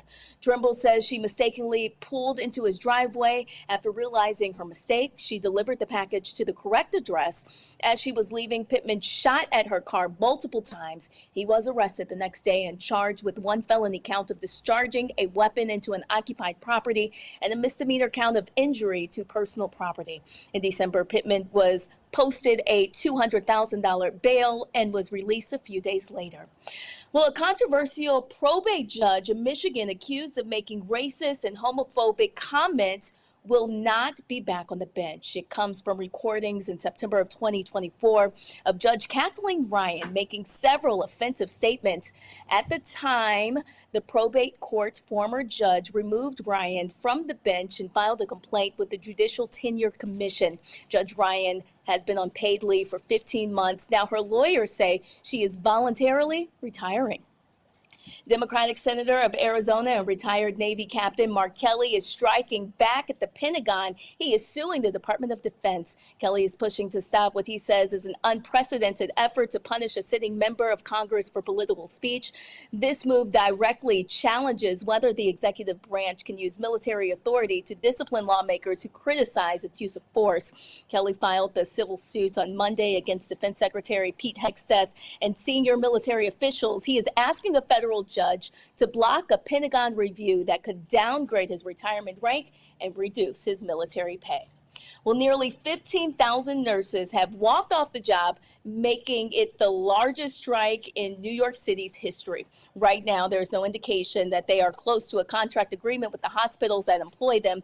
The work stoppage impacts staff in New York Presbyterian, Montefiore Medical Center, and the Mount Sinai Health System, some of the city's largest providers. Nurses are demanding higher wages and greater security in hospitals following recent attacks. The affected hospitals have hired droves of temporary nurses to try to fill the labor gap. Both nurses and hospital administrators have urged patients not to avoid getting care during the strikes. Also, the University of Cincinnati launches a new grant providing free tuition to students from families making under $75,000. The program is called the Bearcat Affordability Grant. It kicks off this fall and will offer students pathways to tuition-free education. The initiative is only for Ohio residents who are eligible for the federal Pell Grant. In 2018, UC launched its Next Lives Here initiative to expand access to higher education for students. And since its launch, the university has grown by nearly 9,000 students. Roland, back to you. Brittany, I appreciate it. Thanks a lot. Hey, folks, a little bit earlier, we were talking about Claudette Colvin, who, of course, passed away at the age of 86. She, of course, was arrested on a bus in Montgomery. Part of that significant narrative that led to the Montgomery bus boycott. Well, a few years ago, when I interviewed Fred Gray, found out that he was actually her attorney. And so Fred told us the backstory of what happened with Claudette Colvin's arrest. Here's what he had to say. So you had people who got arrested 1 or 2 times. We knew about Claudette Colvin, the 15-year-old girl who did what Mrs. Sparks did, but did it 9 months before without any instructions and any prodding or any encouragement. She just thought it was wrong after she had been studying black history, incidentally, the week before. But I represented her, and she was my first civil rights case. And when I lost her case before Judge Hill in the juvenile court, where they found her to be a delinquent and then placed her on unsupervised probation, which was saying nothing, I tried to get the judge and tried to tell him that what they were trying to do was to enforce the segregation laws, but he wouldn't listen to me. He still found her guilty. So what we did, Joanne had that, and she had gotten the leaders in Montgomery, and E.D. Nixon was the Mr. Civil Rights involved. And after that, she was convicted. Had a meeting with the city officials about it. They said, well, we're sorry what happened to that girl, but it won't happen again. Later, then Rosa Parks' case came up on December 1st. Well, I knew her from my earlier days. And on the day of her arrest, we had had one of our conferences that we had had for about a year since I started practicing. And we have been talking about what you should do if you are arrested on the buses. I was going out of town that afternoon, and we had ended our little conference. So when I got back, I had phone calls from Mrs. Parks and a lot of other folks telling me that Ms. Parks had been arrested and she wanted to see me. I called her and she told me to come over to her house. This was in the afternoon of December 5th. I went by and talked to Ms. Parks. She told me what happened, and she said, my case is set for trial for 8:30 Monday morning, December 5th. That's just 3 days away. This is Thursday evening. Mm-hmm. She retained me to represent her. I said, fine, Ms. Parks, don't worry about your case. But let me tell you this. She said, you know, Joanne Robinson has been talking about for some time, and particularly since Claudette Colvin's case, that people ought to stay off of the bus as a unified effort to let them know we mean business. And I said, I'm going to talk to her and see. I think if we're going to ever do that, you're doing what you have done is enough. So you don't need to get involved in any of the rest of this. You just go on, take it easy, and I'm going to talk with you again between now and Monday. I said, but I'm going to go and talk to Mr. Nixon, who has a majority of the black people following him, and he had signed her bond to get her out. I went a few blocks to Mr. Nixon's house, talked to him. He was a Pullman car porter. Mr. Nixon was not an educated man, but he was a well-elevated man. And he was a man who didn't believe in a whole lot of planning, but he did action. He said, and I told him, I said, well, you know, Joanne has been talking about getting these people to stay off the buses. He said, well, you all go ahead, talk about it. Let me know what you want me to do, and I'll support it. I go to Joanne Robinson's house. She lives on the other side of town, not far from Alabama State. We sat down in Joanne's living room, the two of us, and made the plans for the Montgomery bus boycott. It couldn't come out that either one of us were doing it because she was employed by the state as an employee at Alabama State. I was a lawyer just admitted to the bar a year, and if I'm not careful, they'll disbar me like they had disbarred another lawyer not too much earlier. So I knew without saying to anybody that I had to be very careful what we do and how we do it. She said, Fred, what we need to do is sit down and decide how we can get these people to stay off the buses. And I'm going to prepare a leaflet that says another black woman has been off the bus and her trial is going to be on Monday. But we want them to stay off after Monday. I said, well, Joanne, if that's true, then we're going to have to make plans. Suppose they stay off, then we're going to have to be prepared to go further. I said, fine. Well, this is what we decided we had to do. One, if that's going to happen, number one, you're going to need a spokesman, because somebody's going to have to speak for these black folks and not them try to speak all for themselves. In addition to a spokesman, if we're going to keep them off the bus, we got to somehow raise some money to take care of the expenses.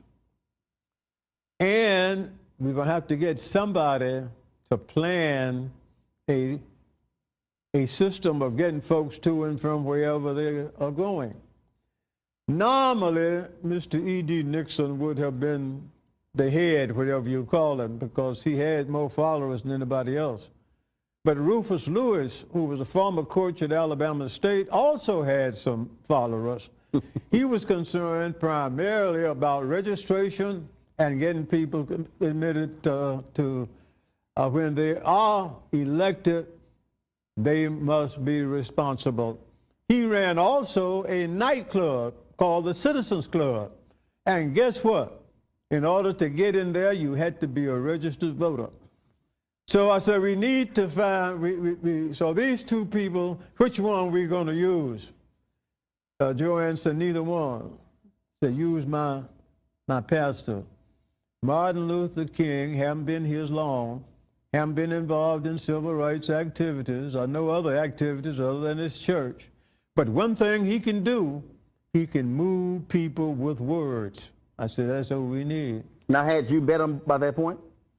Had you met Dr. King by that point? I had met him, yes. I had met him, but I didn't know him. I wasn't a member of his church. Did you think it was a good idea? Did you? I told her, I agree with you. And then I said, Joanne, let me give you a suggestion for these other two men, because we need them because they have some supporters. Martin doesn't have anything but the few people who had Dexter. I says, let's make E.D. Nixon treasurer, because he's a Pullman car puller and you know A. Philip Randolph in New York, and he'll raise some money to help these black folks. What we're going to do with Rufus Lewis, thanks to his wife. His wife is half owner of Ross Clayton Funeral Home, the largest funeral home for blacks in Montgomery then and still is. And they have cars. We need cars to transport people, and they have somebody who drives those cars. So make him chairman of the Transportation Committee. And then you're going to, believe it or not, you're going to need something else. You're going to need a lawyer. So here am I, send me. Those were the plans that we made. Martin to be, Dr. King to be the chair. The spokesman is what we call them. Mr. Nixon, the treasurer, Rufus Lewis, chairman of the Transportation Committee, and Fred Gray was legal for doing the legal adversion part. Our responsibility was to get that word out to other people so that when the official meeting took place at Mount Zion AME Church, Dr. King was selected chairman before he got to the meeting. Rufus Lewis was elected chairman of the Transportation Committee. And of course, Mr. Nixon was selected as treasurer, and Fred Gray had the responsibility of doing the legal work. And that seed was planted and passed on to other people. And when other people made the motions in the meeting, they didn't know where it came from originally. Some of them even thought they originated it themselves. And I take it you and Joanne shot each other looks like? Well, what happened when we won, when the buses started running Monday morning and black folks weren't on it, we both know that was good. Then we knew we had to go and have Miss Parks' case. Well, I knew they weren't gonna find her not guilty. So I knew it was gonna take care of all a bit of about 15 or 20 minutes for her case, because I wasn't gonna put on case. I was gonna prepare and reserve my motions. And we're gonna appeal the case. And then these people can go and have these official meetings that they need to have and meet at Holt Street Baptist Church. And when they met and when they heard Dr. King and when Joanne and I sat there and listened, we looked at each other and said, well, Fred, and she said, well, Joanne, I think it worked. And it did.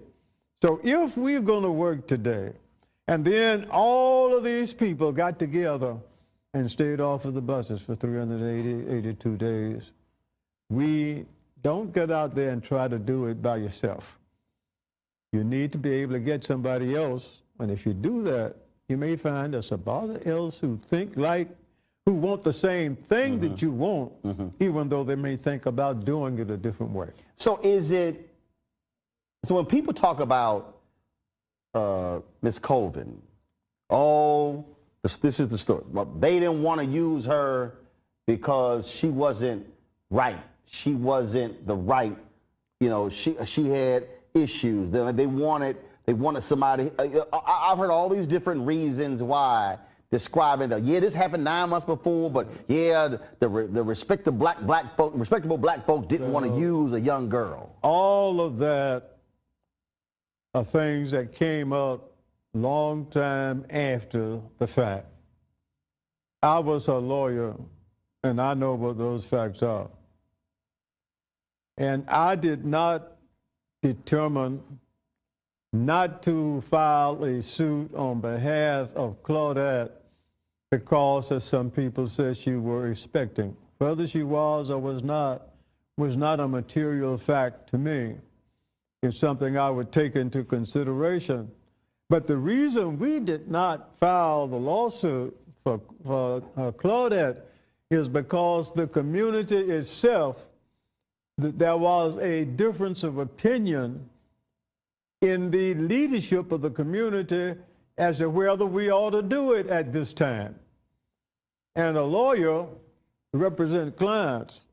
And while Claudette would have been ready for me to have filed a case then, I would rather to have done with her case what I later did with Ms. Park's case. Folks, you can check out that Fred Gray interview on our YouTube channel, Black Star Network app. It's a fascinating conversation. And again, condolences go out to Claudette Colvin's family. Folks, that is it for us. We want to thank all of y'all for watching the show. Please do us a favor. You want to join our Bring the Funk fan club, please do so. Our goal is to get 20,000 of our fans contributing on average $50 each a year. That's $4.19 a month, 13 cents a day. That raises $1 million to defray the cost. And listen, it's $195,000 a month to run the network. So this show, we're launching Brittany Noble's daily show. We're launching a health show. We've got 3 other weekly shows that we have as well. And so between staff and rent and all that good stuff, listen, it's real. But the work that we do is critically important in terms of stories that we cover. And so if you want to contribute via Cash App, use the Stripe QR code. You see it right here.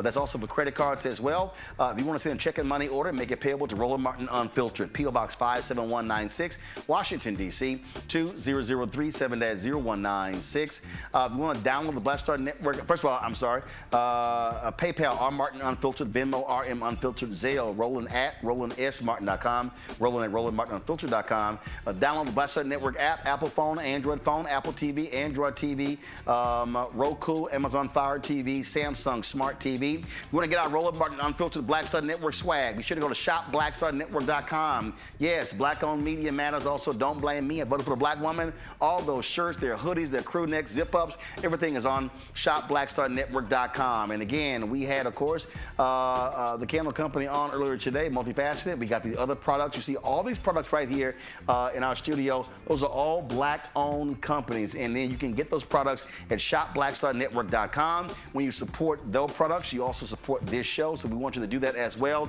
Last but not least, download the Fanbase app. Also, if you want to invest, they're almost at the goal, almost there. Go to startengine.com/fanbase for more information. Folks, that's it. And shout out to my Houston, Texas, Terrell. You look like a damn fool. Terrell was sitting there, Terrell Murphy, a little Sigma there, was talking all this trash yesterday. His sorry ass Commanders, they didn't make the playoffs. And his, they didn't play. Deshaun, Antoine and Henry, they Cowboys, they sucked, they did nothing. They didn't make the playoffs as well.